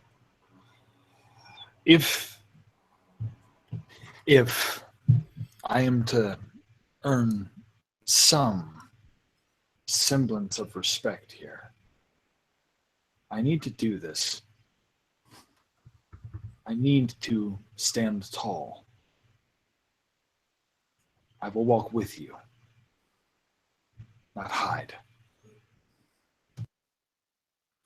Okay. So are we going up to the door? Raz would definitely start walking towards the door and be like, even when you're hiding, my friend, you are still with us. And as you guys walk up to the door, I'm assuming the steps are kind of small. What's the order that you guys would go in up these steps? Because they probably go up about 15 feet, and then there's a little bit of a platform, and then up another 10 feet, and then there's a little platform before the door. It's kind of built up into the mountain. So I kind of need the marching order. Well, I think seeing as Raz spoke first, he will go. Tor tends to try to stay up front to take any brunt of anything, so I would say Tor would probably move in behind. Okay. Sentry, do you want to bring up the rear? Yeah, I feel like Sentry is like, it's not a cowardice thing, it's not a fear, like it's that nervous anticipation, like the idea of you meeting a family member or something for the first time, right? Like the closest that I can get to that feeling is that sort of thing, like long lost family member sort of situation. Gotcha. Yeah. Gotcha. And you, just as you get probably 2 steps from the top, the door opens, Razir, just, and a beautiful, long-haired, white hair, elven woman steps out. She is dressed like the other tribe. She, just kind of, simple fabrics, kind of a robe, covering her top, and her kind of a dress on the bottom. And you see her tattoos are very similar to everyone that you've already seen, with one difference. Hers aren't black. Hers have that copper hue. And she looks at all of you and she says, and she smiles. She says, "Welcome, brothers. Please come in."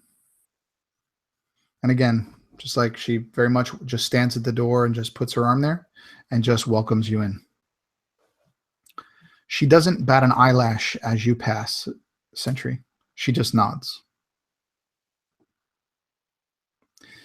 And this little, what looks like a very unassuming hut, kind of built into the mountain. It looks only like it's 10 feet by 10 feet. But it looks like there's a tunnel dug into the side of this mountain. And after a small kind of channel, it opens up into a grand room, a grand workspace, where you see parts of constructs all over the place. Different materials. There's wood, there's stone, there's sand, but the sand has been like molded. There's, there's gems, there's, kind of glowing items in different jars and glasses. This looks to be a workshop. And in the center of this are several just kind of places to sit, benches, kind of work benches. And she goes over and sits and says, I have not been sent new recruits in some time. How can I help you? What brings you to Awai? We were sent for symbols for war makers. She looks confused. What do you mean? He'll kind of look over at the others. Better explain. It's not as eloquent. Boz, Razir, Sentry?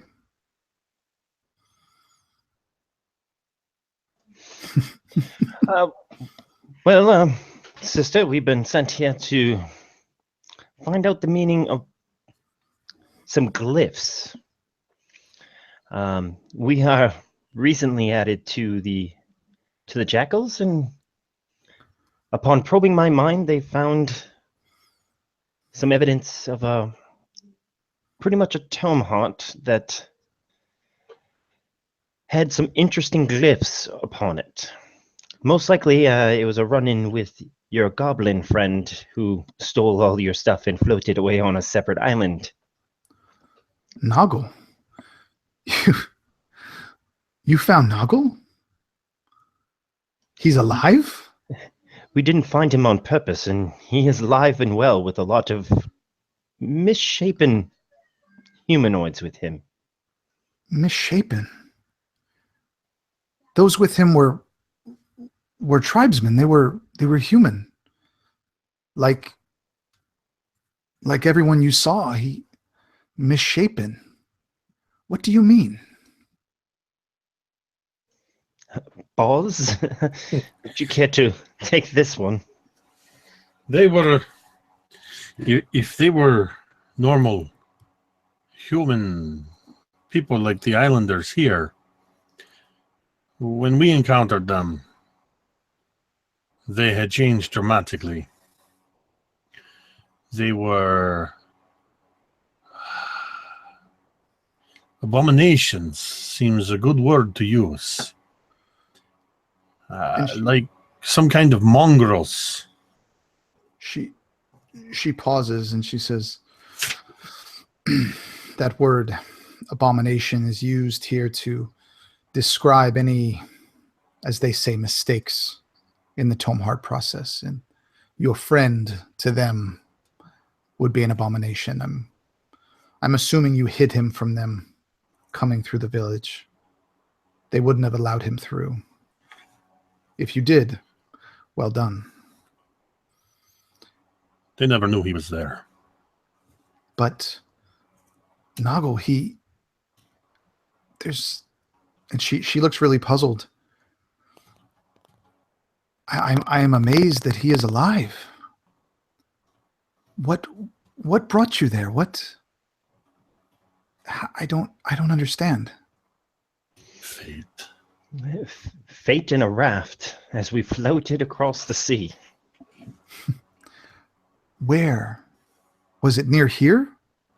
Was this where was this? What part of the sea was it in? In the middle of bleak, forsaken stretch of water, surrounded by bleak storms in the north. But the bleak storms didn't touch them. Did it? Did they? You see, if it is part of this island, they should be protected, at least somewhat. Bleak storms get closer here, but they have yet to reach us. Well, no storm landed while we were there, but we can vouch for whether or not it has or hasn't in the past. Tell me what happened when you were there. Tell me as much as you can. There was being knocked out by sleep darts, waking up in cages, being somewhat tortured, having one of our fellow companions be killed by the rampaging tome hut they had there. Wait. Rampaging Tomeheart. We ended up destroying it eventually. We had to. Destroying it. She just looks really, really confused. Like this is just very, very disturbing. He had no tome hearts. That part of the island, they were all destroyed. Not anymore. The force was so great, it fractured the island. How? I didn't think he still possessed that power. We barely do. How? It was in almost a ritual when he took our friend, and this thing receded down into a cave where there was pretty much almost a sanctuary there. We did battle with it and cracked it open where it looked as if something could get inside and control it. But it was moving on its own. Control it? Like, we don't create war makers that can be controlled, or tome hearts that can be controlled. I am unfamiliar with this. What did this tome heart do? What did he do? You said you killed it, but before that, what did he do that you killed it?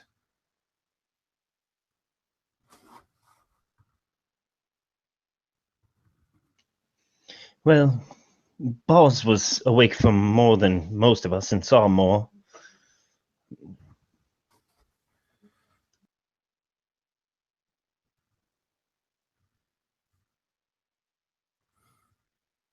Jake? Oops.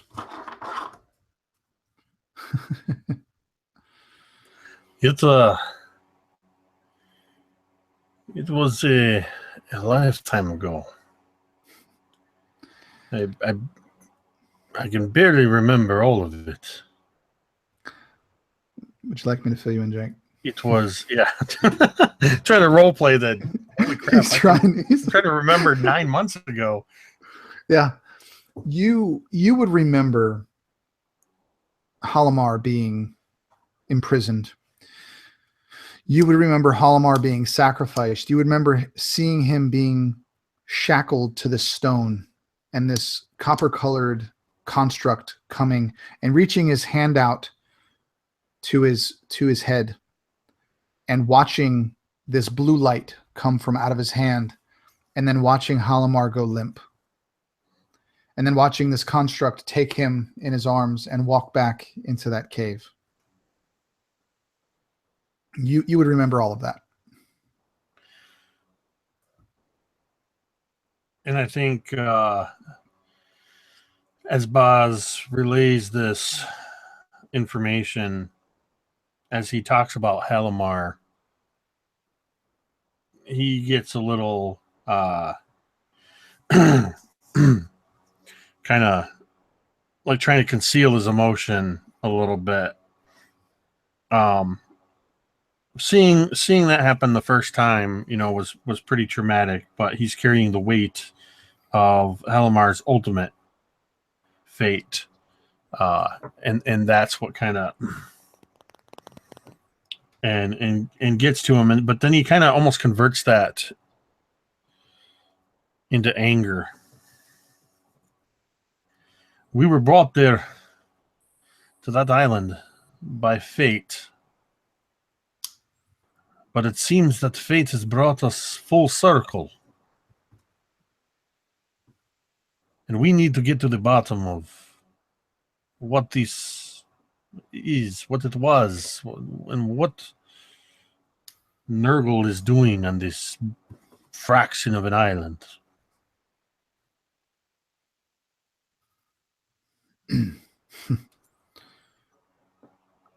And as you describe what you saw, she says, "Do you remember the symbol? You said there was a symbol, or a glyph or something." Yes, it actually ended up being transferred onto our dear friend Halama, and eventually he ended up passing from his wounds a second time, and it was then passed randomly to a compatriot that happened to join us at the time. She looks at you and says, "Could you draw it for me?" Absolutely. Real quick, Drake, is it the one with the teeth or the one without? Without. Mm-hmm. Just tell me when it's up and I'll click on you. I gotta screen share it here. Yep.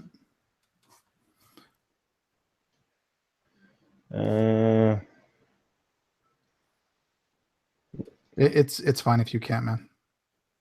Should be able to. Hold on one second. And as you're doing this, she is very much just. Is it up now? You guys tell me, because I can't see his thing. Is it up, guys? Because I can't see his screen. Yes. Yeah. Okay. And she looks at this and she goes, "Interesting. That would take much less imminence to create. I never thought of doing it like that. They could, like that, we could build more. We could. You said that you destroyed this one from this island, right? You destroyed it?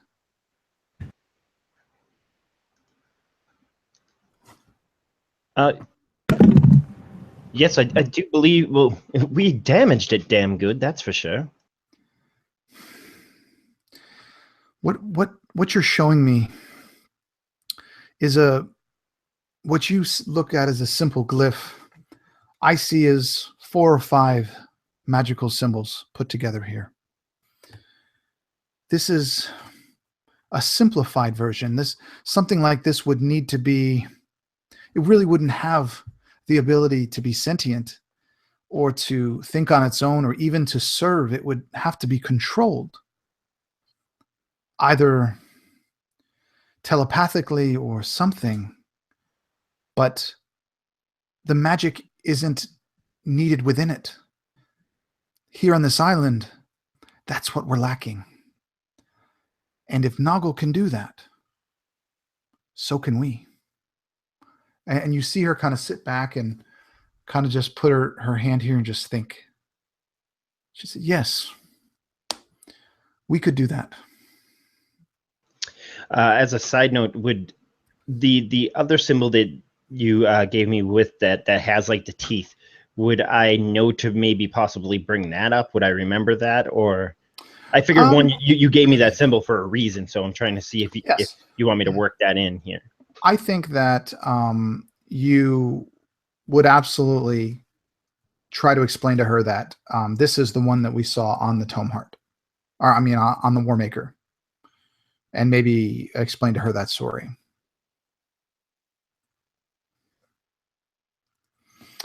Just let me know if you have that symbol up too. And so with that, I think she would say, she would be thinking and she would be just kind of nodding her head. We may have a chance if we, even if we have to get inside or go with them. or control them, we may have a chance. We did recently see another version of that symbol. Again, she looks confused. Show me. This one was on a wall maker.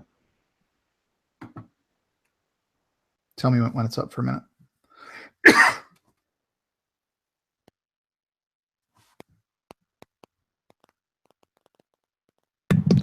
What can you do with this knowledge? I mean, I don't think it's good necessarily to be controlling these creatures, or even worse for...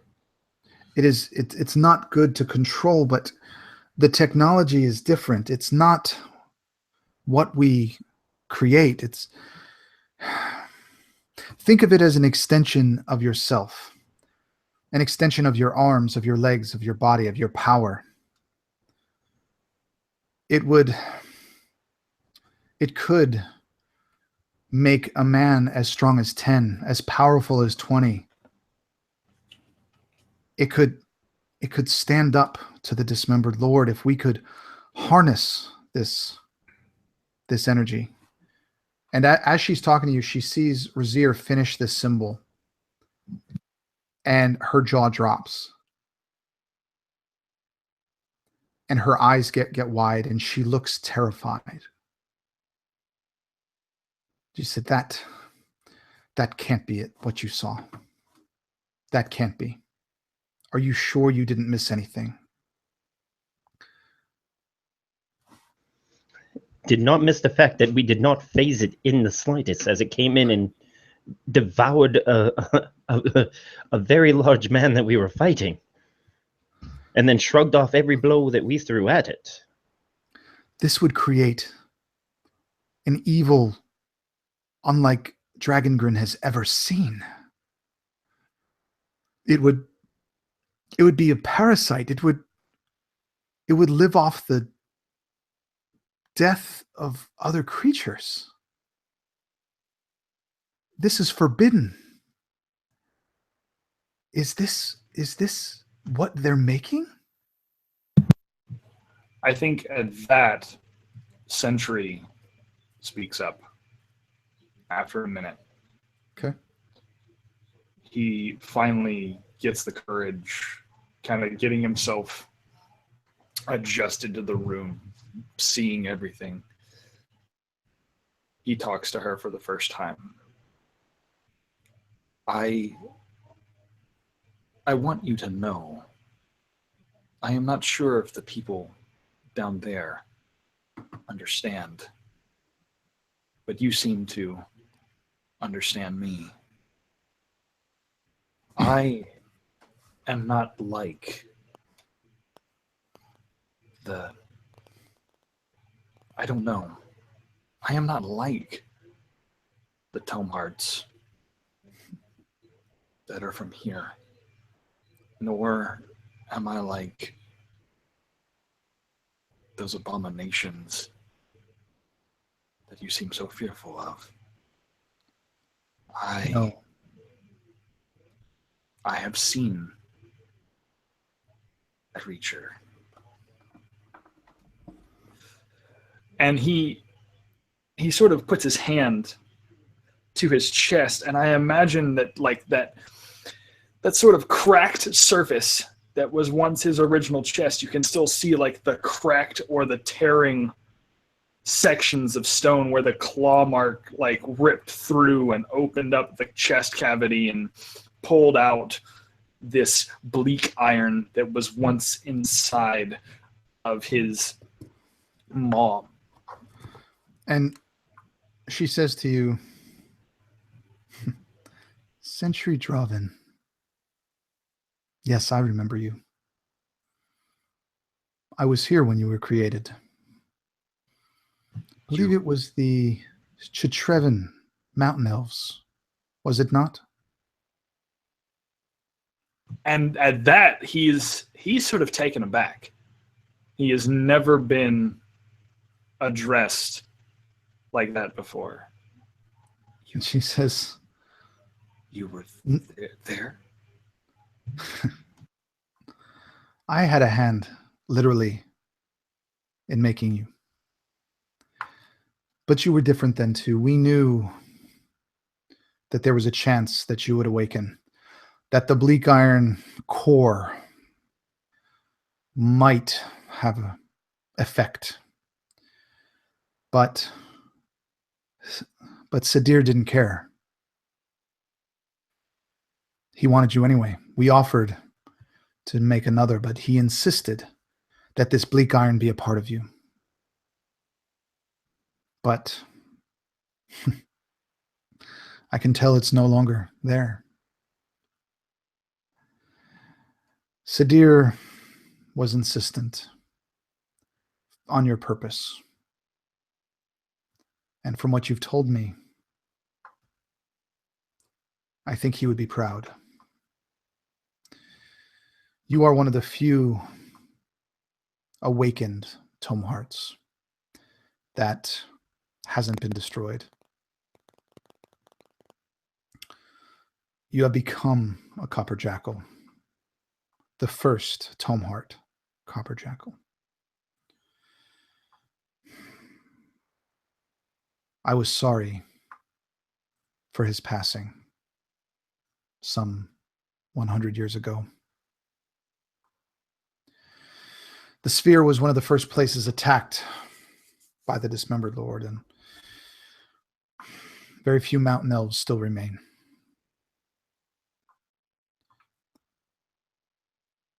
But make no mistake, you are different. You were different then, and you're different now. And she gets really close to you, and she kind of looks down. She says, and there is nothing wrong with that. And she takes a deep breath, and she looks at the rest of you and says, if this is the magic being used for these war makers, there is nothing that we can do other than fight fire with fire. If you can get me this construct, if you can get me this magic, I may be able to recreate it. If you can get me Noggle, that would be even better. He could probably do it quickly. That would be best. But Noggle and that construct, that is what we need. Go back to where you came from. Go back and tell them that you need to go to where you were. I am sure, tell them that you've been to the broken piece of Awai. Tell them what you found there. Tell them what I've told you. And tell them that this may be our only hope in getting an advantage and possibly defeating the Warmakers. With this technology, we may be able to make our own. And she says, but I need you to promise me something. If you get him, if you bring him here, we will help you. We will do whatever we can to get you this power. But you must promise that the first thing you do is destroy those that remain on this island that serve the Dismembered Lord. They need to be wiped from existence. None of the Aitanui are able to kill. But the four of you are not held to our laws, to our vows. Can you do this? Actually, I was going to suggest it anyways. Having these This knowledge in the hands of such an evil creature does not sit well with me. Though I do not like to kill, sometimes I have found it is necessary. And they would strike me as one of those times. And she looks at you, Brute, and she nods. Roz, what would you say to her when she said that?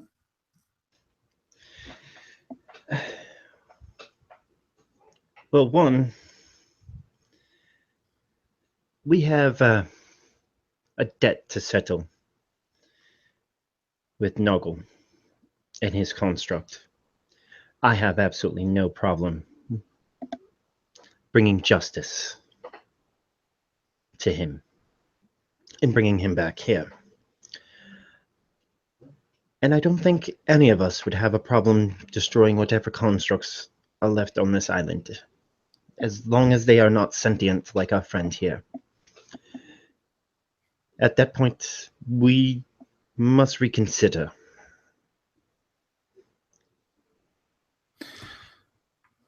Good.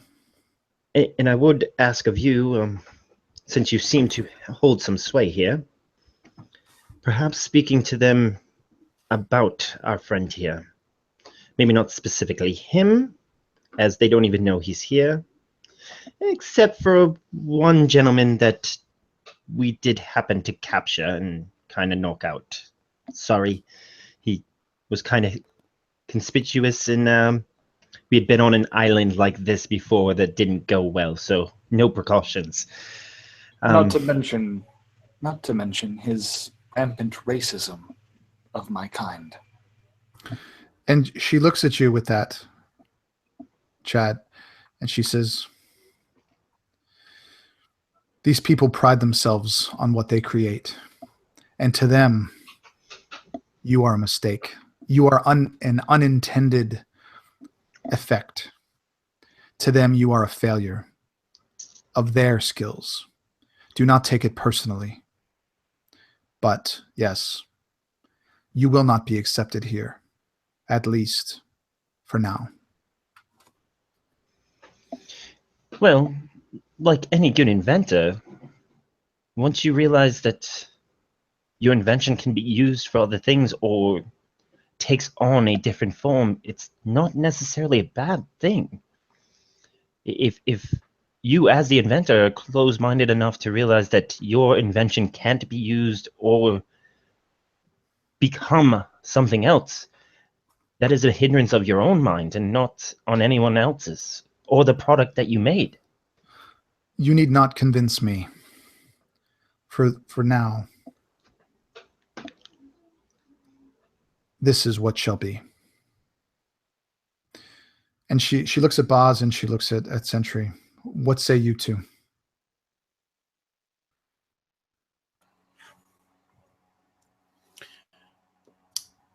I am with you. I am with my brothers.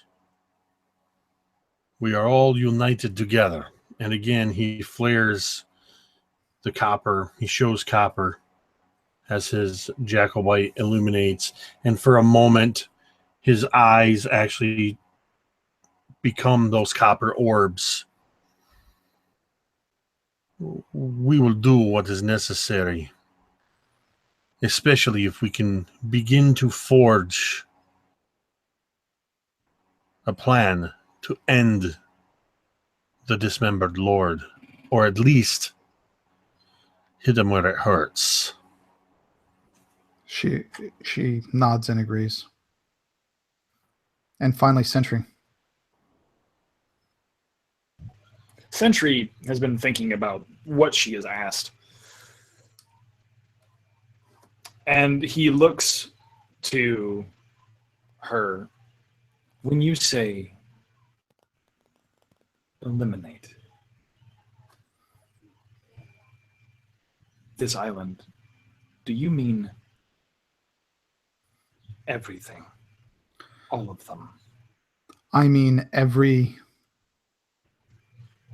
person, Tomheart, creature that is working for the dismembered lord, that is twisted by his magic, that is creating these things.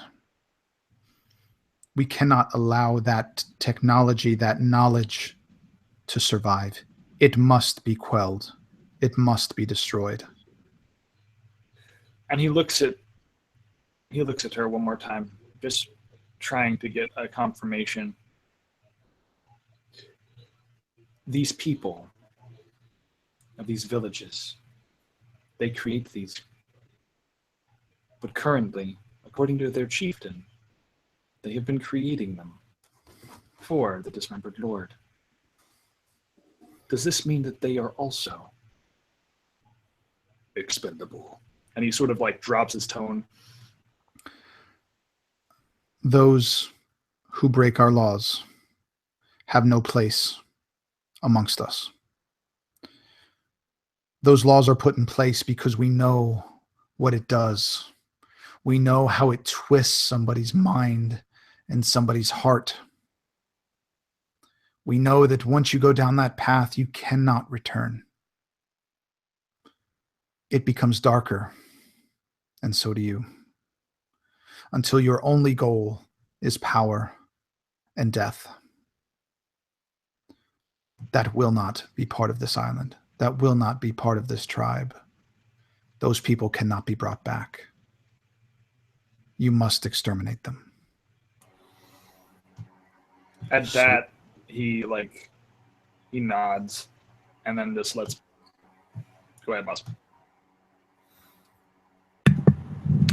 So I was just going to say Sundera Compris. Sundera Compris. So, is this something you wish done now or after you've acquired? And further, wouldn't this bring attention and destruction to your people? Defying the Lord. Right now, you wouldn't survive. That keep is guarded. Where they create these war makers, you see a large hut. Beneath it is where everything is created. Several levels down, they are. And right now, you wouldn't stand a chance. It has 2 or 3 war makers at all times posted. I have told you, go back to where you came from. Tell them what I have told you. Tell them that you have been to the fractured piece of Awai.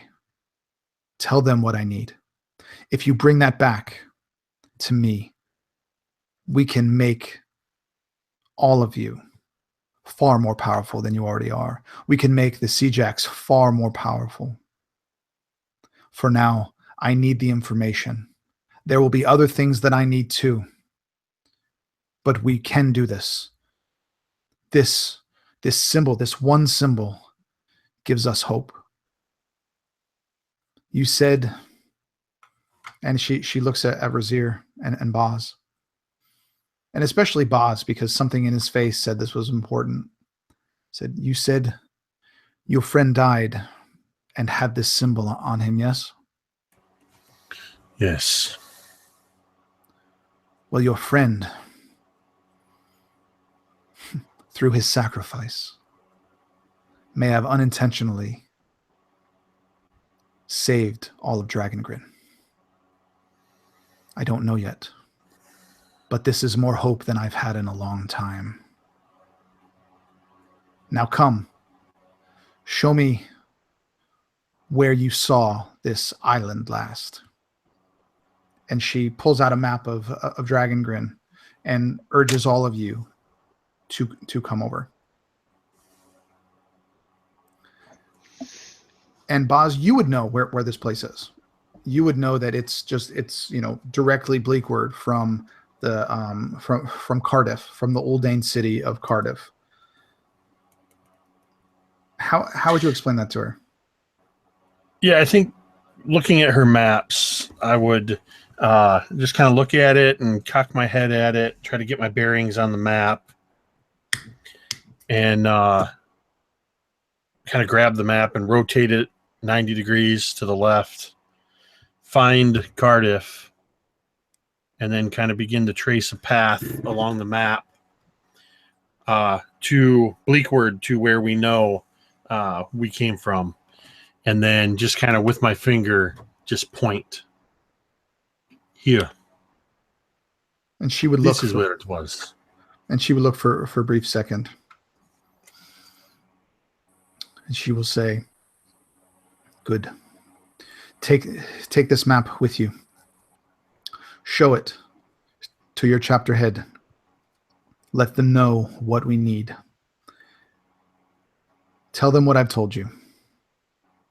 And she kind of wraps it up, and she takes a little like wax and puts it on there and just puts a little stamp on it in the shape of that kind of sea jack head.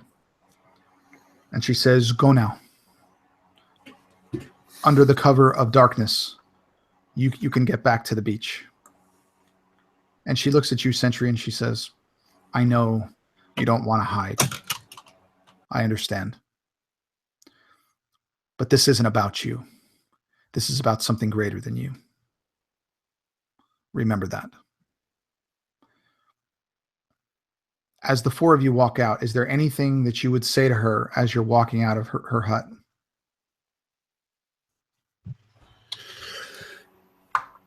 Almost reluctantly, Boz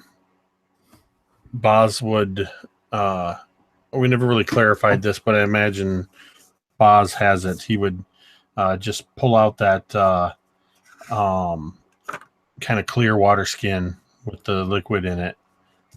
And he would pull it out and look at it for a second and just kind of lick his lips. But knowing that if it is anything fermented or alcohol related, it doesn't do him any good for a while. And he would just hand it over and say, the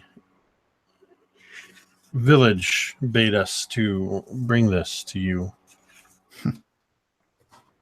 She walks over to you, and she kind of takes it in her hand. But in doing that, she kneels down, and she puts her hand, or your hand, in hers, and she puts hers on top of it. So she's kind of holding your hand, and she looks you square in the eye, and she says, "He did not die in vain. You make sure that his death means something."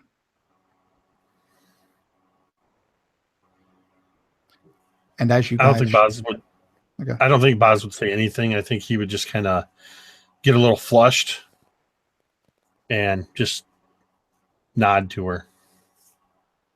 And she would usher you guys out the door. And as you are down the steps, she will close the door. Sentry would probably be the last one to leave.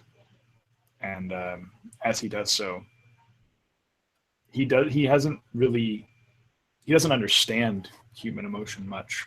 He doesn't understand all these things that he's experienced. But he looks back to her, and he barely says anything. He looks at her, and he walks forward. And I know that most of this would go against Copper Jackal standards, because Sundara Compris, emotions, sentiments, all things wiped away and you are new. But Warden turns to this Copper Jackal. He walks up to her, and in a moment of just peaceful reflection, he hugs her like he has seen the other elves hug each other. And he just whispers in the smallest voice he can, "Thank you, Mother." And then he backs, gives a Sundara Compris salute, and walks out. And that's where we end tonight. That was awesome. You know, guys, it was a really lore, like Jake said, deep lore session. I know you want your combat, but all that Awai stuff, a lot of it, Tim kind of gave me a crash course, and it's sometimes you just need those setup sessions. It wasn't very long, only 2 hours and 20 minutes or so. And I know that people aren't feeling good and they're tired and health issues and stuff like that. So, but I hope that it was at least enjoyable for the journey of this campaign. I really hope you guys got a lot out of that lore. Curious what you guys thought of Awai, if there were any surprises.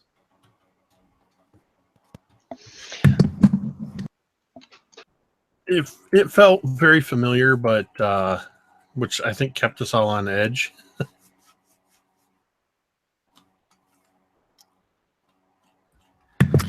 It was very cool tie-in, like with the original island.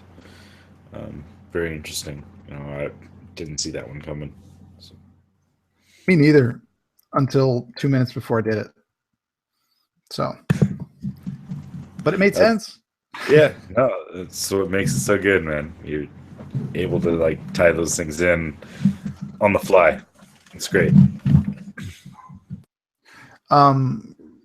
Scott, you okay there, buddy?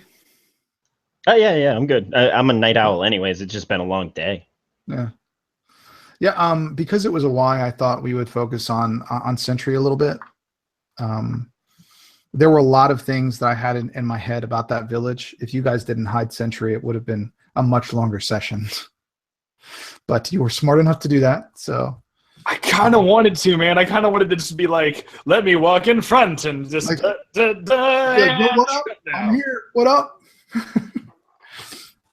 Yeah. So, for the viewers that have been with us, thank you for sticking around. I know I'm probably not the most exciting game you've watched, but in the grand scheme of things in this campaign, it is appropriate for what these guys were.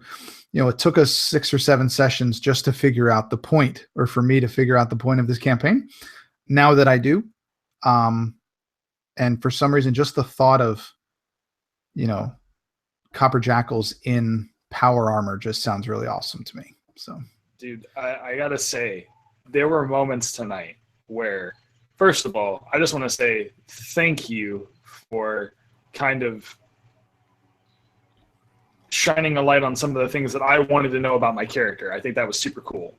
But I love the fact that you made it to where every step of the way, I literally thought every roll or every decision that I made was going to kill me. You made it seem like we're going to go into this village and it's going to be, I'm already going to be threatened. Okay, well, great. I'm already going to be threatened. But then when we get there, totally nice village.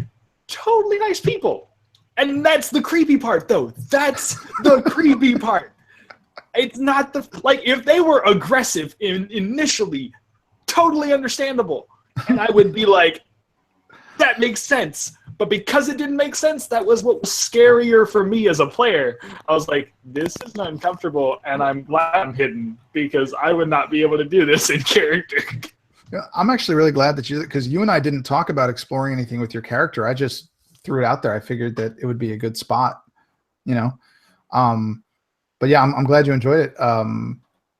But yeah, but by the way, the roll that Roz did when he bowed, if he had rolled under a 10, you would have fallen out of his pocket. Oh, that's awesome. Just a bunch of people. That's amazing. So I just thought, I'm just like, yeah, give me a roll. We'll figure it out. And I just seeing them little skittering, then they would have figured you out. But he had a good roll. So yeah. But anyway, guys, like I said, I'm glad you enjoyed. Said very heavy lore. A lot of it was my version of the information that Tim gave me.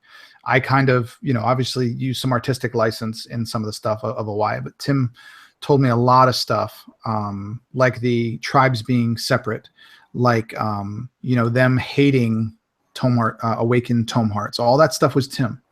And that type of lore. And every once in a while, I'll ask Tim, and most of the time he tells me, no, I can't tell you, but this was one time where he gave me some great information. So Tim, if you ever watch this, thank you so much for giving me that information and privy to some of the first things about Dragongrin. You know, this is my favorite setting, and I will continue to play in it. So I am going to stop the broadcast. But if anybody wanted to do any outros or just see you later, bye, I think everybody knows who you are at this point. I do want to just take a moment real quick and say, if you're watching this and you think this game was cool and you'd like to play in a game like this, or you've never played D&D online, we had somebody in the chat, Perkins, just say this is their first ever live session that they've watched. So if this is something you want to get involved in, head over to the Absolute Tabletop official group on Facebook. Head over to the Tabletop RPG One Shot group. Head over to mine and Drake's podcast Facebook page, something RPG-ish or mini terrain domain, all over the place. We are promoting a new movement that we're simply calling Call to Adventure, with the goal of getting new players into the game. So if you want to be a part of games like this, there's already, just today, I think I saw like 8 interest posts go up. I know Lloyd alone posted interest posts for 4 different games. But he's a machine. Yeah, and Sam and Tyler? Marquis and Tyler and several others. Yeah. A lot of great GMs are going to be running games. Myself and Drake and others will be running games in various avenues. So take advantage and check it out. And guys, keep in mind, okay, if this was somebody was their first one, this was a very lore heavy game. Normally there's combat, there's exploration, there's a lot of stuff. This is not your typical online game. Usually it's structured very differently, but for the purposes of the 9th session in this campaign, 9 or 10 months in, this is appropriate for us. So I would urge you to start at the beginning and work your way up to this. And it'll make a lot more sense. And you might remember things better than Jake, because apparently he forgets things. So anyway, I'm going to stop the broadcast. So thank you, Bill. Thank you, Scott. Thank you, Jake. Thank you, Chad. Had a great time. Thank you for listening to me ramble. And I'm going to stop the broadcast now. I hope everybody has a great night, and do what Jake says. Check out that Call to Adventure stuff. Check out the Absolute Tabletop group. It's awesome. And I will see you all soon.